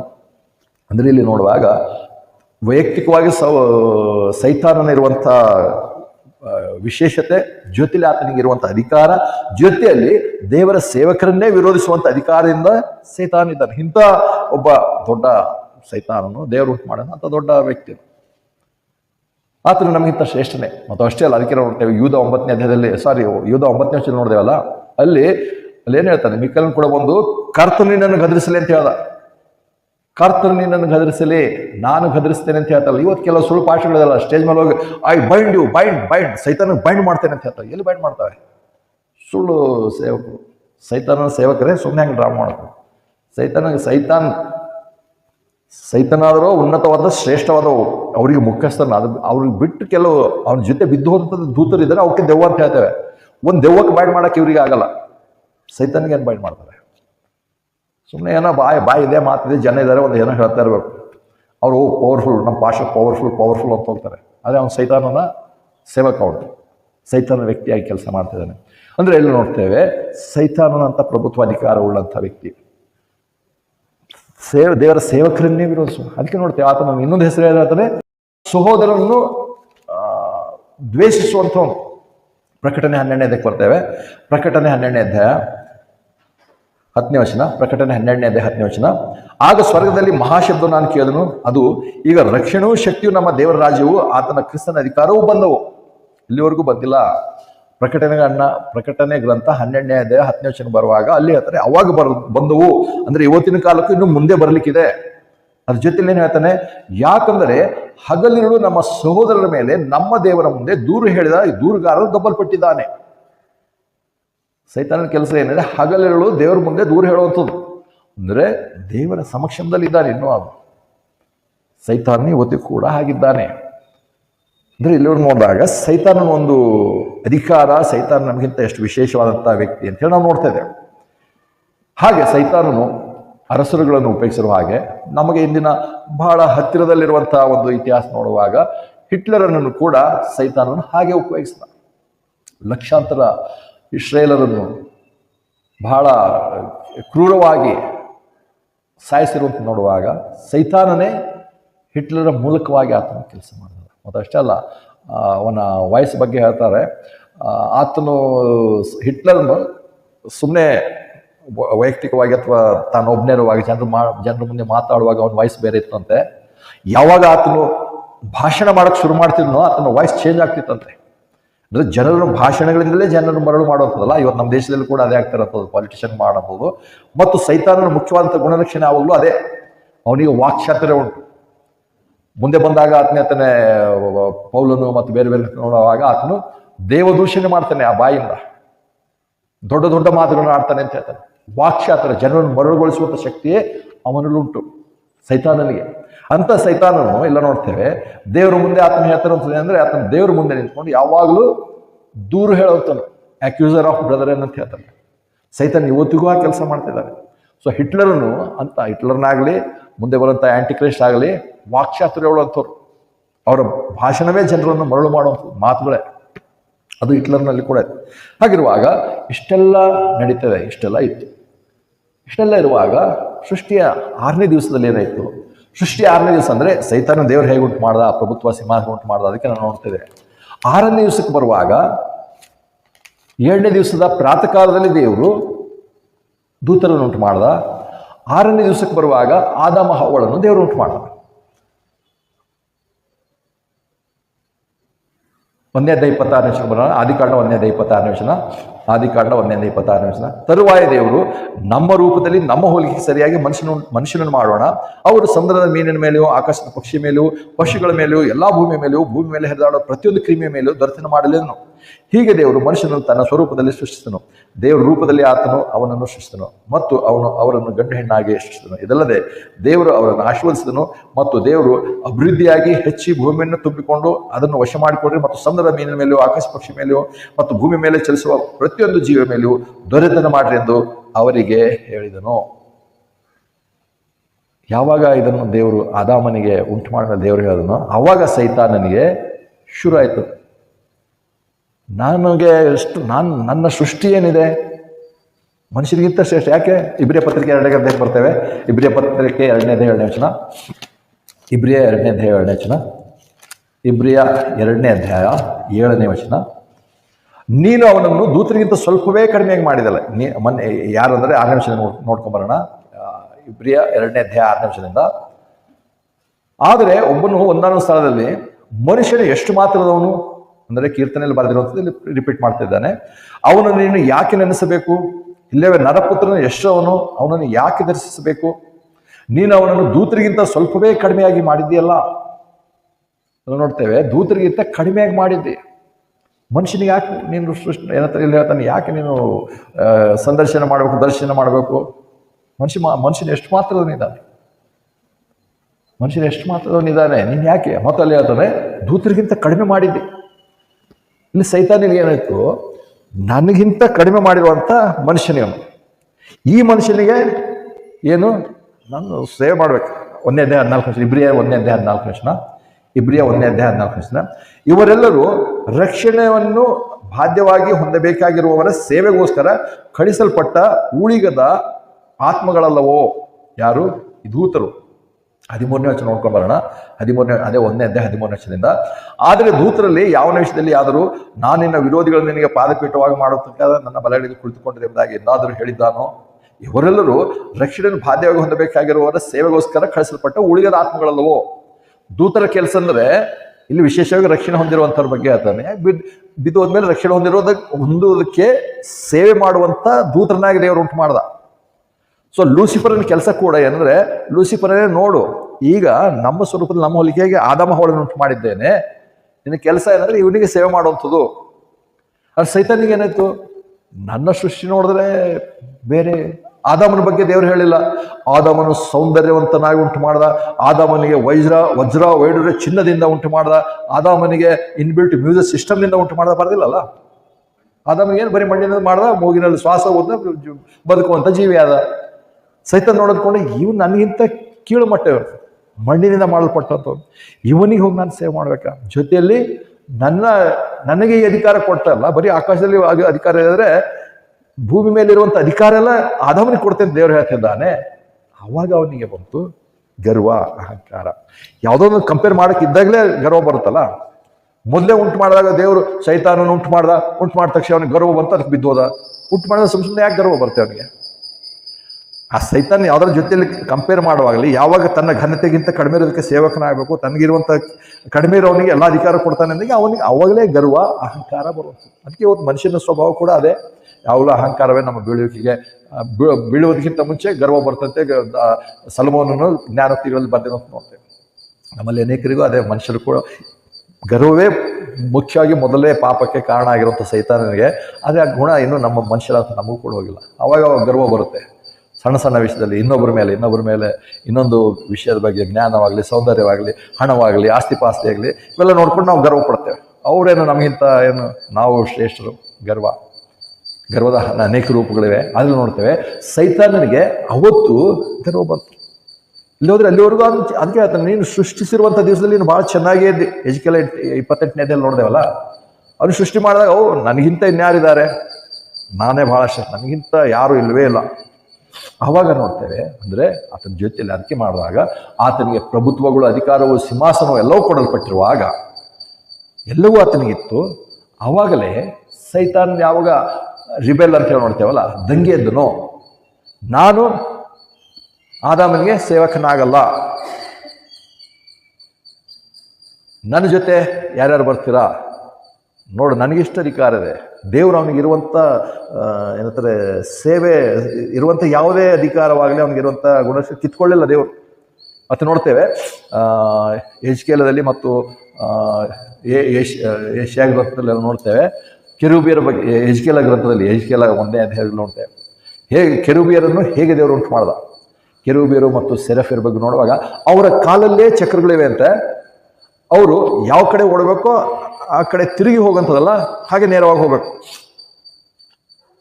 ಅದು ಇವತ್ತಿನ ಕಾಲಕ್ಕೆ ನಮ್ಗೆ ಏನೋ ಟೆಕ್ನಾಲಜಿ ಇವತ್ತು ನಾವು ನೋಡ್ತೇವೆ, ಸ್ವಲ್ಪ ಗೊತ್ತಾಗೋದ್ರೆ ದೇವ್ರು ಉಂಟು ಮಾಡಿದಾಗಲೇ ಕೆರೂಬಿಯನ್ನು ಉಂಟು ಮಾಡಿದಾಗ, ಸೈತಾನ್ ಉಂಟು ಮಾಡಿದಾಗ, ಅಂದರೆ ಅವನ ಕಾಲಲ್ಲೇ ಚಕ್ರಗಳುಂಟು, ಚಕ್ರಗಳಿಗೆ ಕಣ್ಣುಗಳುಂಟು. ಅವು ಸುತ್ತಲೂ ನೋಡ್ತಾ ಇರ್ತೇವೆ. ಇವತ್ತು ಅದೇನಂದ್ರೆ ಇವತ್ತು ನಮಗೆ CCTV ಕ್ಯಾಮ್ರಾ ಬಗ್ಗೆ ನಾವು ನೋಡ್ತೇವೆ. ಅಲ್ಲೆಲ್ಲ ಮನೆ ಸುತ್ತಮುತ್ತ ಎಲ್ಲ CCTV ಕ್ಯಾಮ್ರಾ ಹಾಕಿದ್ರೆ ಕೂತ್ಕೊಂಡು ನಾವು ಅಲ್ಲೇ ನೋಡ್ತಾ ಇರ್ತೇವೆ, ಎಲ್ಲ ಕಡೆ ಕಣ್ಣು ನೋಡ್ತೇವೆ. ಆದರೆ ಸೈತಾನನಿಗೆ ದೇವರು ಉಂಟು ಮಾಡಿದಾಗಲೇ ಕಾಲುಗಳಲ್ಲಿ ಚಕ್ರ ಮತ್ತು ಚಕ್ರಕ್ಕೆ ಕ್ಯಾಮ್ರಾಗಳು ಇತ್ತು. ಯಾವ ಕಡೆ ಬೇಕೋ ಅದು ತಕ್ಷಣ ಹೋಗುವಂಥದ್ದು. ನಾವೇನಿದ್ದೆ ಮನುಷ್ಯರು, ನಾವು ತಿರುಗಿ ಹೋಗ್ಬೇಕು. ಅಥವಾ ಇವತ್ತಿನ ಅನೇಕ ಮನುಷ್ಯರು ಮಾಡಿರುವಂಥ ಎಲ್ಲ ಯಂತ್ರಗಳು ಅಥವಾ ಇವತ್ತು ಏರೋಪ್ಲೇನು ಅವೆಲ್ಲ ನೋಡ್ತೇವಲ್ಲ, ಒಂದೇ ಡೈರೆಕ್ಷನ್ ಹೋಗ್ತವೆ, ಒಂದೇ ಡೈರೆಕ್ಷನ್ ಹೋಗುತ್ತೆ. ಆದರೆ ನಮಗೆ ಹೇಗೂ ನಾವು ನೋಡ್ತೇವಲ್ಲ, UFO ಅಂತ ಹೇಳಿ ಕಾಣಿಸ್ತಂತ ಹೇಳ್ತಾರಲ್ಲ, ಅಲ್ಲಿ ಹೆಚ್ಚು ಭಾಗ ಕೆನಡಾ, ಅಮೆರಿಕದಲ್ಲಿ ಅವಾಗ ಫೋಟೋ ಹೇಳ್ತಾರೆ. ಮೊನ್ನೆನೋ ಒಂದು ತಿಂಗಳಿಂದನೂ ತೋರಿಸಿದ್ರು. UFO ಅನ್ಐಡೆಂಟಿಫೈಡ್ ಫ್ಲೈಯಿಂಗ್ ಆಬ್ಜೆಕ್ಟ್ ಅಂತೇಳಿ ಏನೋ ಹೇಳ್ತಾರೆ, UFO ಅಂಥೇಳಿ. ಅವುಗಳಿಗೆ ತಿರುಗಿಸ್ಕೊಂಡು ಹೋಗೋದಿಲ್ಲ. ನಮಗಂತ ಏನಂತಾರೆ ಸೂಪರ್ ಸೋನಿಕ್ ಏನೇನೋ ಜೆಟ್ ವಿಮಾನಗಳಂತ ಹೇಳ್ತಾರಲ್ಲ, ಅವು ಹೋಗ್ಬೇಕಾದ್ರೆ ಒಂದೇ ದಿಶೆಯಲ್ಲಿ ಹೋಗ್ತಾ ಇರ್ತೇವೆ. ತಿರುಗಬೇಕಾದ್ರೆ ಮತ್ತೆ ತಿರ್ಕೊಂಡು ಬರ್ಬೇಕು. ಹೋಗ್ತಾನೆ ಮತ್ತೆ ಸಡನ್ ಆಗಿ ಲೆಫ್ಟಿಗೆ ರೈಟಿಗೆ ವಾಪಸ್ ಹೋಗಲ್ಲ ಅವು. ಆದರೆ ಸೈತಾನನ್ನು ಸೃಷ್ಟಿ ಮಾಡಿರುವಂಥದ್ದು ಹೇಗಂದ್ರೆ, ಅವನು ಹೋಗ್ತಾ ಇರುವಾಗಲೇ ರೈಟ್ ಹೋಗೋಕೆ, ಲೆಫ್ಟ್ ಹೋಗಿ, ಮೇಲ್ಗೆ ಹೋಗಿ, ಕೆಳಗೆ ಹೋಗಿ, ತಕ್ಷಣ ಅವನು ಹೋಗುತ್ತೆ. ಆ ರೀತಿಯಾಗಿ ಉಂಟು ಮಾಡಿ. ಅದಕ್ಕೆ ಆದ್ಮೇಲೆ ನನ್ನ ಸೃಷ್ಟಿಯೇ ಹೀಗಿದೆ. ನಾನು ಮನಸ್ಸು ಮಾಡಿದ್ರೆ ದೇವರಿಗಿಂತಲೂ ನಾನು ಏನೆಲ್ಲ ಮಾಡ್ಬೋದು. ಅದಕ್ಕೆ ಎಷ್ಟು ಜನ ನನ್ನ ಕಡೆ ಬರ್ತೀರಾ? ನೀವೆಲ್ಲರೂ ಈ ಆದಾಮನಿಗೆ, ಮನುಷ್ಯನಿಗೆ ಸೇವಕರಾಗಿರ್ತೀರೋ, ಅಥವಾ ನನ್ನ ಜೊತೆ ಬಂದು ನಾನು ನಿಮಗಿಂತ ಅಂಥವರಿಗೆ ಸೇವಕರಲ್ಲ, ನಾನು ಅವ್ರಿಗಿಂತ ನಾನು ಶ್ರೇಷ್ಠರಾಗಿ ಮಾಡ್ತೇನೆ, ನಾನು ದೇವ್ರ ಜೊತೆ ಕೂಡ ಯುದ್ಧ ಮಾಡಿ ಗೆಲ್ಲುವಂಥ ಶಕ್ತಿ ಉಂಟು. ಆತನಿಗಿಂತ ಮೇಲೆ ನಾನು ಸಿಂಹಾಸನ ಸ್ಥಾಪನೆ ಮಾಡುವಂಥ ಶಕ್ತಿ ಉಂಟು. ಅದಕ್ಕೆ ಯಾರ್ಯಾರು ನನ್ನ ಜೊತೆ ಬರ್ತೀರಾ ಅಂದರೆ ಅಲ್ಲಿ ಅಧಿಕಾರಗಳು, ಪ್ರಭುತ್ವಗಳು, ಸಿಂಹಾಸನಗಳು ಎಲ್ಲ ಇತ್ತು. ಅವ್ರು ಹೊಂದಿರೋರು ಏನಾದ್ರು ಕೆಲವರು ಅದ್ರಲ್ಲಿ ನೋಡ್ತೇವೆ, ಒಂದರಲ್ಲಿ ಮೂರರಲ್ಲಿ ಒಂದೇ ಭಾಗ ಸೈತಾನ ಜೊತೆ ಅವ್ರು ಒಪ್ಕೊಂಡ್ರು. ನಾವು ರೆಡಿ ಇದ್ದೇವೆ ನಿನ್ನ ಜೊತೆ ಬರ್ತೇವೆ ಅಂತೇಳಿ. ಅವರುಗಳೇ ದೆವ್ವ, ಭೂತಗಳು, ಪಿಶಾಚಗಳು, ಅಶುದ್ಧ ಆತ್ಮಗಳು ಇವತ್ತಾಗಿವೆ. ಇಲ್ಲಿ ಹೋದರೆ ಅವ್ನಿಗೆ ಏನೂ ಅಧಿಕಾರ ಇಲ್ಲ, ಅವ್ನಿಗೆ ಯಾವುದೇ ಇದನ್ನೇ ಇಲ್ಲ. ಅವರು ಸುಮ್ಮನೆ ಒಂದು ದಿವಸ ಸೈತಾನ ದೇವರು ಉಂಟು ಮಾಡ್ದ, ಅವನಿಗೆ ಗರ್ವ ಬಂತು, ಬಿದ್ದು ಹೋದ. ಗರ್ವ ಬಂದ ತಕ್ಷಣ ಅವನು ಹೋಗಿ ಸುಮ್ಮನೆ ಇರುವಾಗ ಗರ್ವ ಬಂತು, ಅವನು ದೂತರಿಗೆಲ್ಲ ಹೋಗಿ ನೋಡ್ರಿ ನನಗೆ ಇವತ್ತು ಸ್ವಲ್ಪ ಗರ್ವ ಬಂದಿದೆ, ಅದಕ್ಕೆ ಯಾರ್ಯಾರು ನನ್ನ ಜೊತೆ ಬರ್ತೀರಿ ಅಂದರೆ ಅವರು ನಿನ್ನ ಗರ್ವ ಬಂದ್ರೆ ನಾವು ನಿನ್ನ ಜೊತೆ ಬರ್ಬೇಕಂತ ಬರ್ತಾರ? ಸುಮ್ಮನೆ ಅವನಿಗೆ ತೋರ್ಸೋದಕ್ಕೆ, ಹೇಳೋದಕ್ಕೆ ಏನಾದ್ರು ಕಾರಣಗಳಿರಬೇಕು. ಅವ್ರ ಜೊತೆಯಲ್ಲಿ ಬರ್ತಾರೆ ದೂತರುಗಳು. ಸುಮ್ಮನೆ ಹೋಗಿ ನಾನು ಗರ್ವ ಬಂದೆ ನಾನು ಬಿಡ್ತೇನೆ ಅಂದರೆ ಅವ್ರಂತಾರೆ ನಿನಗೆ ಗರ್ವ ಬಂದ್ರೆ ನಮಗೇನಾಗಬೇಕಪ್ಪ, ಹೇಳೋದೇ ಅಲ್ಲ. ಆದರೆ ಇಲ್ಲಿ ಮನುಷ್ಯನ ತೋರಿಸಿದಾಗ ಮನುಷ್ಯನಿಗಿಂತ ಶ್ರೇಷ್ಠನಾಗಿರುವಂಥನು ಮನುಷ್ಯರಿಗೆ ಹೋಗಿ ನಾನು ಸೇವಕನಾಗಬೇಕು. ಏಂಜಲ್ ಅರ್ಥನೇ ಮಿನಿಸ್ಟರ್ ಅಂತ, ಮಿನಿಸ್ಟರಿಂಗ್ ಸ್ಪಿರಿಟ್ಸ್. ಸಂದೇಶ ರವಾನೆ ಮಾಡೋಂಥವ್ರು ಸೇವಕರು, ದೇವರು ಉಂಟು ಮಾಡೋಂಥವ್ರು. ಆದರೆ ಆತನು ತನಗಿರುವಂಥ ಆ ಒಂದು ಪದವಿಯಲ್ಲಿ ಆತನು ತೃಪ್ತಿ ಪಡಲಿಲ್ಲ. ಬದಲಾಗಿ ನಾನು ಇಂಥವರನ್ನು ಸೇವೆ ಮಾಡಬೇಕಾ, ನಾನು ಅದಕ್ಕಿಂತ ಶ್ರೇಷ್ಠನಾದಂಥವನು, ಅದನ್ನು ಹೇಳಿದಾಗ ಅವ್ರು ಹೇಳಿದ್ರು. ಮತ್ತೆ ಆತನ ಹೇಳ್ದ, ನೋಡಿ ನಿಮ್ಮೆಲ್ಲ ಎಷ್ಟು ಸಿಂಹಾಸನಗಳಿವೆ, ಈ ಸಿಂಹಾಸನ ಮೇಲೆ ನಾನಿರೋಂಥವನು, ನೀವೆಲ್ಲ ಹ್ಞೂ ಅಂದರೆ ನಾವು ದೇವ್ರ ಜೊತೆನೇ ಹೋರಾಟ ಮಾಡೋಣ, ದೇವ್ರ ಮೇಲೇ ಫೈಟ್ ಮಾಡೋಣ, ದೇವ್ರಿಗಿಂತ ಮೇಲೆ ನಾನು ಸಿಂಹಾಸನ ಮಾಡ್ತೇನೆ ಅಂದರೆ ಮೋಸ ಹೋಗಿರೋಂಥವ್ರು ಅನೇಕರು ಅವನ ಕಡೆ ಜೈ ಅಂತ ಹೇಳಿದ್ರು, ಅವನು ಹಿಂದೆ ಹೋದರು. ಇವತ್ತು ಕೂಡ ಲೋಕದಲ್ಲಿ ಅವನು ಸೈತಾನನು ಅದನ್ನೇ ಮಾಡ್ತಾ ಇದ್ದಾನೆ. ಹಾಗಾಗಿ ನೋಡ್ತೇವೆ ಈ ಒಂದು ಭಾಗಕ್ಕೆ ಬರುವಾಗ ವಿಶೇಷವಾದಂಥ ಸೈತಾನಿಗಿಂತ ವಿಭಿನ್ನವಾದಂಥ ಸಂದೇಶ ಏನಂದರೆ ಅದನ್ನೇ ನೋಡ್ತೇವೆ. ಇಬ್ರಿಯ 2ನೇ ಅಧ್ಯಾಯ 7ನೇ ವಚನ ನೋಡುವಾಗ ಅಲ್ಲಿ ನಾವು ನೋಡಿದೆವು, ಅವನನ್ನು ನಿನ್ನ ಮನುಷ್ಯರಿಗಿಂತ ದೇವದೂತರಿಗಿಂತ ಸ್ವಲ್ಪವೇ ಕಡಿಮೆಯಾಗಿ ಉಂಟು ಮಾಡಿದೆಯಲ್ಲ ಅಂತ ಹೇಳುವಾಗ ನಮ್ಮ ಕರ್ತನಾದ ಯೇಸು ಕ್ರಿಸ್ತನು ಆತನು ಯಾವಾಗಲೂ ನೋಡ್ತೇವೆ ಅಲ್ಲಿ ಹೇಳ್ತಿರುವಂಥ ವಚನ ಕರ್ತನಾದ ಯೇಸು ಕ್ರಿಸ್ತನ ಬಗ್ಗೆನೇ ಪ್ರವಾದನೆ ಮುಖ್ಯವಾಗಿ. ಮನುಷ್ಯನ ನೀನು ಉಂಟು ಮಾಡಿದಿಲ್ಲ ಅಂತ ಹೇಳುವಾಗ ಕರ್ತನಾದ ಯೇಸು ಕ್ರಿಸ್ತನು ಮನುಷ್ಯನಾಗಿ ಬರುವಾಗ ದೂತರಿಗಿಂತ ಕಡಿಮೆಯಾಗಿ ಬಂದ. ಮೊದಲನೇದಾಗಿ ಕರ್ತನಾದ ಯೇಸು ಕ್ರಿಸ್ತ ದೇವರು ಯಾವಾಗಲೂ ನಮಗೆ ತೋರಿಸುವಂಥದ್ದು ಮಾದರಿಯಾಗಿರುತ್ತದೆ ಅಂದರೆ ಸೇವೆ. ಮೊದಲು ಸೇವಕನಾಗಿರಲಿ, ಯಜಮಾನನಿಗಿಂತ ಸೇವಕನ ದೊಡ್ಡವನಲ್ಲಾದರೆ ಯಜಮಾನ ಸೇವೆ ಮಾಡಲಿ ಅಂತ ಹೇಳಿ. ಅದಕ್ಕೆ ಕರ್ತನಾದ ಯೇಸು ಕ್ರಿಸ್ತ ತಾನು ಹಿಡಿದು ಕೊಡಲ್ಪಟ್ಟ ರಾತ್ರಿಯಲ್ಲಿ ಅಥವಾ ತನಗೆ ದ್ರೋಹವೆಸಗಿದ ರಾತ್ರಿಯಲ್ಲಿ ಯೋಹಾನ ಸುವಾರ್ತೆ 13ನೇ ಅಧ್ಯಾಯದಲ್ಲಿ ಏನು ನೋಡ್ತೇವೆ, ತಕ್ಷಣದಲ್ಲಿ ಆತವನ್ನು ಏನಂತಾರೆ ಬೋಗಣಿಯಲ್ಲಿ ನೀರನ್ನು ತಗೊಂಡ, ಬೇಸನಲ್ಲಿ ನೀರು ತಗೊಂಡ, ಟವಲ್ ತಗೊಂಡ, ಶಿಷ್ಯರ ಕಾಲನ್ನು ಒರೆಸೋದಕ್ಕೆ ಶುರು ಮಾಡಿದ. ಮತ್ತೆ ಆತ ಮುಂದೆ ಹೇಳ್ತಾನೆ, ನೀವು ಕೂಡ ಹೀಗೆ ಮಾಡಿರಿ, ಸೇವೆ ಮಾಡೋದಕ್ಕೆ ನೀವು ಸಿದ್ಧರಾಗಿರ್ರಿ. ಕರ್ತನಾದ ಯೇಸು ಕ್ರಿಸ್ತ ಅದನ್ನು ತೋರಿಸಲ್ಲ. ಇವತ್ತು ನಾವು ಕ್ರೈಸ್ತರಂತ ಹೇಳ್ಕೊಳ್ಳೋಂಥ ಪ್ರತಿಯೊಬ್ಬರು ಎಫೆಸ ಪತ್ರಿಕೆ ನೋಡುವ ಹಾಗೆ ಒಬ್ಬರಿಗೊಬ್ಬರು ಒಪ್ಪಿಸಿಕೊಟ್ಟವರಾಗಿ, ಸಮರ್ಪಿಸಲ್ಪಟ್ಟವರಾಗಿರೋ, ಸಬ್ಮಿಟ್ ಒನ್ ಏನದರ್, ಗಂಡ ಹೆಂಡ್ತಿನೂ ಅಷ್ಟೇ, ಮತ್ತು ಸಭೆಯಲ್ಲಿ ಎಲ್ಲರೂ ಅದು ಯಾವ ಬರ್ತೇವೆ, ಸೇವೆಯ ಮನೋಭಾವ ಇದ್ದಾಗ, ನಮ್ಮನ್ನು ನಾವು ತಗ್ಗಿಸ್ಕೊಳ್ಳೋದಿರುವಾಗ. ಸೇವಕರಾಗಿರುವಂಥ ನಮ್ಮ ಕ್ರಿಶ್ಚಿಯನ್ ವಿಶ್ವಾಸಿ ಅಂದರೆ ಇನ್ನೊಬ್ಬರಿಗಿಂತ ನಾನು ತಗ್ಗಿಸಲ್ಪಟ್ಟು ಸೇವೆಯ ಮನೋಭಾವದಲ್ಲಿ ನಾನು ಜೀವಿಸುವಂಥದ್ದು ಮೊದಲನೇ ಲಕ್ಷಣ.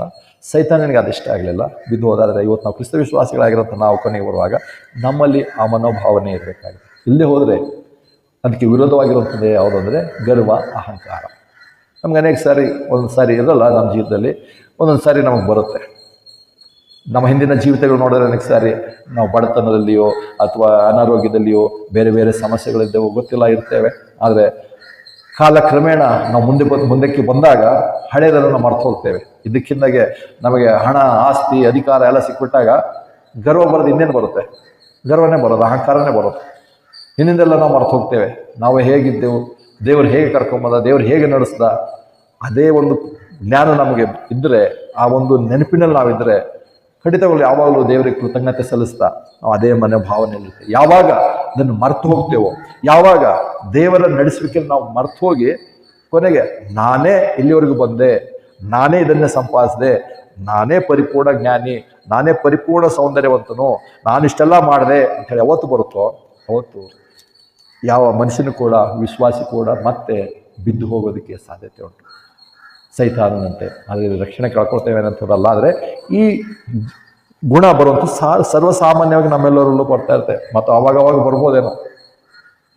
ಕೊನೆಗೆ ಬೀಳುವಿಕೆಗೆ ಅಂತ್ಯವಾಗಿ ಅಷ್ಟು ದೊಡ್ಡದಕ್ಕೆ ಕೆಲವರಿಗೆ ಬರ್ಬೋದು, ಆದರೆ ಸಾಧಾರಣವಾಗಿ ನೋಡುವಾಗ ನಮಗೆ ಅವಾಗವಾಗ ನಾವು ಬರ್ತಾನೆ ಇರ್ತೇವೆ. ಓ ಒಬ್ರು ಇವರು ಹೀಗೆ ಅಂದ್ರು, ಅಥವಾ ಇವ್ರು ಹೀಗೆ ಮಾಡಿದ್ರು, ಓ ಅವರು ನಮಗೆ ಇಂಥ ಸೀಟಲ್ಲಿ ಕೂತ್ಕೊಳ್ಳೋಕೆ ಹೇಳಿದ್ರು, ಅಥವಾ ನಮಗೆ ಇದನ್ನು ಕೊಟ್ಟರು. ಪ್ರತಿಯೊಂದರಲ್ಲಿ ನಾವು ಹುಡುಕ್ತಾ ಇರ್ತೇವೆ. ಊಟದ ಪ್ಲೇಟ್ ಕೊಟ್ಟರು ಕೂಡ ಪ್ಲೇಟಿಗೂ ಕಾರಣ ಹುಡ್ಕೊಂತವ್ರು ಇರ್ತೇವೆ. ಓ ಅವರಿಗೆ ಆ ಪ್ಲೇಟ್ ಕೊಟ್ಟರು, ನಮಗೆ ಈ ಪ್ಲೇಟ್ ಕೊಟ್ಟರು, ಅವ್ರಿಗೆ ಆ ಊಟ ಕೊಟ್ಟರು, ನಮಗೆ ಈ ಊಟ ಕೊಟ್ಟರು. ಇವೆಲ್ಲ ಏನಕ್ಕೆ? ಗರ್ವದ ಲಕ್ಷಣಗಳೇ. ಬದಲಾಗಿ ಬೇಸನಲ್ಲಿ ನೀರು ತಗೊಂಡು ಟವಲ್ ತಗೊಂಡು ಕಾಲು ಒರೆಸುವಂಥ ಕೆಲಸ ಮನಸ್ಸು ನಮ್ಮಲ್ಲಿದ್ದರೆ ಅವುಗಳು ನಾವು ಯೋಚನೆ ಮಾಡಲ್ಲ, ಅವಳ ಯೋಚನೆಯೇ ನಮ್ಗೆ ಬರಲ್ಲ. ಅದಕ್ಕೋಸ್ಕರ ಸೈತಾನನ ಬೀಳುವಿಕೆ, ಆದಾಮನ ಸೃಷ್ಟಿಯನ್ನು ನೋಡಿ ಅದರ ಮೇಲೆ ಆತನ ಅಹಂಕಾರ ಪಟ್ಟು ತನಗಿರುವಂಥ ವೈಭವ ಘನತೆಯನ್ನು ಕಂಪೇರ್ ಮಾಡಿ ನಾನು ಇವನಿಗಿಂತ ಶ್ರೇಷ್ಠ, ನಾನು ಇದಕ್ಕಿಂತ ಕೆಳಗೆ ಹೋಗೋಕ್ಕೆ ಸಾಧ್ಯವಿಲ್ಲ, ಬದಲಾಗಿ ಅವನನ್ನು ನಾನು ಜಯಿಸ್ತೇನೆ, ದೇವರಿಗಿಂತಲೂ ಮೇಲೆ ನಾನು ಹೋಗ್ತೇನೆ ಅನ್ನುವಂಥ ಗರ್ವ ಯೋಚನೆಯಿಂದ ಆತನು ಬಿದ್ದು ಹೋದ. ಆ ಯೋಚನೆ ಅನೇಕ ದೂತರ ಅಥವಾ ಎಲ್ಲ ದೂತರ ತಲೆಯಲ್ಲಿ ತುಂಬಿರ್ಬೋದು. ಅವನ ಕೈ ಕೆಳ ದೂತ ತುಂಬಿದಾಗ ಅದರ 3ರಲ್ಲಿ 1 ಭಾಗದವರು ಅವನ ಕಡೆ ಜೈ ಅಂತ ಹೇಳಿದ್ರು. ಆಯ್ತು ಮಾಡೋಣ, ಅದಕ್ಕೆ ಮುಂದೆ ಯುದ್ಧ ಮಾಡ್ತಾರೆ. ಪ್ರಕಟಣೆ ಹಂತದಲ್ಲಿ ಯುದ್ಧ ಮಾಡ್ತಾರೆ ಅವರು. ಆದರೆ ಅವಾಗ ಅವ್ರು ಸೋತು ಹೋಗ್ತಾರೆ. ಪ್ರಕಟಣೆ ಅವಲೇ ನೋಡಿದ್ದೇವೆ, ಇನ್ನೊಂದ್ಸರಿ ನೋಡಿ ಮುಗಿಸ್ಬಿಡೋಣ. ಪ್ರಕಟಣೆ 12ನೇ ಅಧ್ಯಾಯದಲ್ಲಿ, ಪ್ರಕಟಣೆ 12ನೇ ಅಧ್ಯಾಯ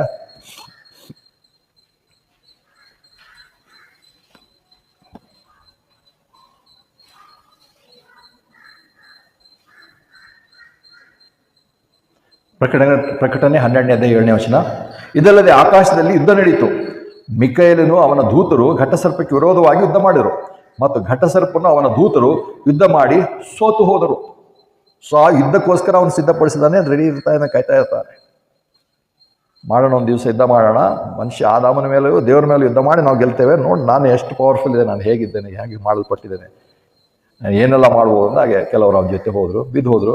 ಹೇಗೂ ದೂತರಿಗೆ ಪಶ್ಚಾತ್ತಾಪ ಮಾನಸಾಂತರ ಅನ್ನೋಂಥದ್ದಿಲ್ಲ, ಅವರಿಗೆ ಸುವಾರ್ತೆ ಇಲ್ಲ, ಅವ್ರ ರಕ್ಷಣೆ ಹೊಂದುವಂಥ ಭಾಗ್ಯನೂ ಇಲ್ಲ. ಅವ್ರು ಹೋದರು, ಯಾರು ಬಿದ್ದು ಹೋದರು. ಆದರೆ ಅವರೆಂದು ಮತ್ತೆ ನೋಡ್ತೇವೆ ಸೈತಾನನೊಂದು ಗುಣಲಕ್ಷಣ ಏನಂದರೆ, ತಾನು ಬಿದ್ದು ಹೋಗಿದ್ದೇನೆ, ತನಗೆ ನಾಶನ ಉಂಟು ಅಂಥೇಳಿ ಯಾವಾಗಲೂ ಅವನಿಗೆ ಏನಂತಾರೆ ಸತ್ಯ ನೆನಪಿಗೆ ಬರಲ್ಲ. ಮನುಷ್ಯರಾದ ನಾವು ಕೂಡ ಅನೇಕ ಸಾರಿ ಸತ್ಯವು ನಮ್ಮ ಕಣ್ಣು ಮುಂದೆ ಇದ್ರೂ ಕೂಡ ನಾವು ಸತ್ಯವನ್ನು ನಂಬದೆ ಸುಳ್ಳನ್ನೇ ನಂಬಿ ಹೋಗುವಂಥದ್ದು ಮನುಷ್ಯನ ಸ್ವಭಾವ. ಅಂತೆ ಹೀಗೆ ಉಂಟು, ಇದರಿಂದ ತಪ್ಪೇ ಆಗುತ್ತೆ, ಇದರಿಂದ ಶಿಕ್ಷಣ ಇದೆ, ಇದರಿಂದ ನಾಶನ ಉಂಟು ಅಂದ್ರೂ ಕೂಡ ಹೋಗಲ್ಲ. ಸೈತಾನಿಗೆ ಇಷ್ಟೆಲ್ಲ ಆದ್ಮೇಲೂ ಗೊತ್ತಿದೆ, ಅದು ಹಾಗೆ ಮಾಡ್ತಾನೆ. ಯಾಕಂದ್ರೆ ಬೈಬಲ್ನಲ್ಲಿ ಬರೆದಿದ್ದಾನೆ. ಅವ್ನಿಗೆ ಗೊತ್ತಿಲ್ಲ ಅಂದ್ರೆ ಬೈಬಲ್ ಓದ್ರೆ ಅವ್ನಿಗೆ ಗೊತ್ತಾಗುತ್ತೆ, ಒಂದು ದಿವಸ ನಾನು ಸೋತು ಹೋಗ್ತೇನೆ ಅಂತೇಳಿ. ಪ್ರಕಟಣೆ 12ನೇ ಪ್ರಕಾರ ಅವನಿಗೆ ಒಂದು ದೂತರಿಗೆ ಗೊತ್ತಿದೆ ನಾವು ಸೋತು ಹೋಗ್ತೇವೆ ಅಂತೇಳಿ, ಬೈಬಲಲ್ಲೇ ಬರೆದಿದೆ. ಆದ್ರೆ ಅವನಿಗೆ ಅದು ಕಾಣಲ್ಲ, ಸತ್ಯ ಕಾಣಲ್ಲ. ನಾನು ಗೆಲ್ತೇನೆ ಅಂತೇಳಿ ಆತನು ಹೋಗ್ತಿದ್ದಾನೆ. ಸೊ ನಾವು ಮನುಷ್ಯರಾಗಿ ಕ್ರಿಸ್ತ ವಿಶ್ವಾಸಿಗಳಾಗಿರುತ್ತೆ. ನಾವು 2 ವಿಚಾರ ಇದರಿಂದ ನಾವು ತಿಳ್ಕೊಳ್ಳೋಣ. ನಮ್ಮಲ್ಲಿ ಏನಾದರೂ ಗರ್ವಕ್ಕೆ ನಾವು ಅವಕಾಶ ಮಾಡಿಕೊಡ್ತಿದ್ದೇವ? 2ನೇದಾಗಿ ನೋಡುವಾಗ ಸೇವೆಯ ಮನೋಭಾವ ನಾವು ಹೊಂದಿದ್ದೇವ? ಪ್ರಾರ್ಥನೆ ಮಾಡೋಣ.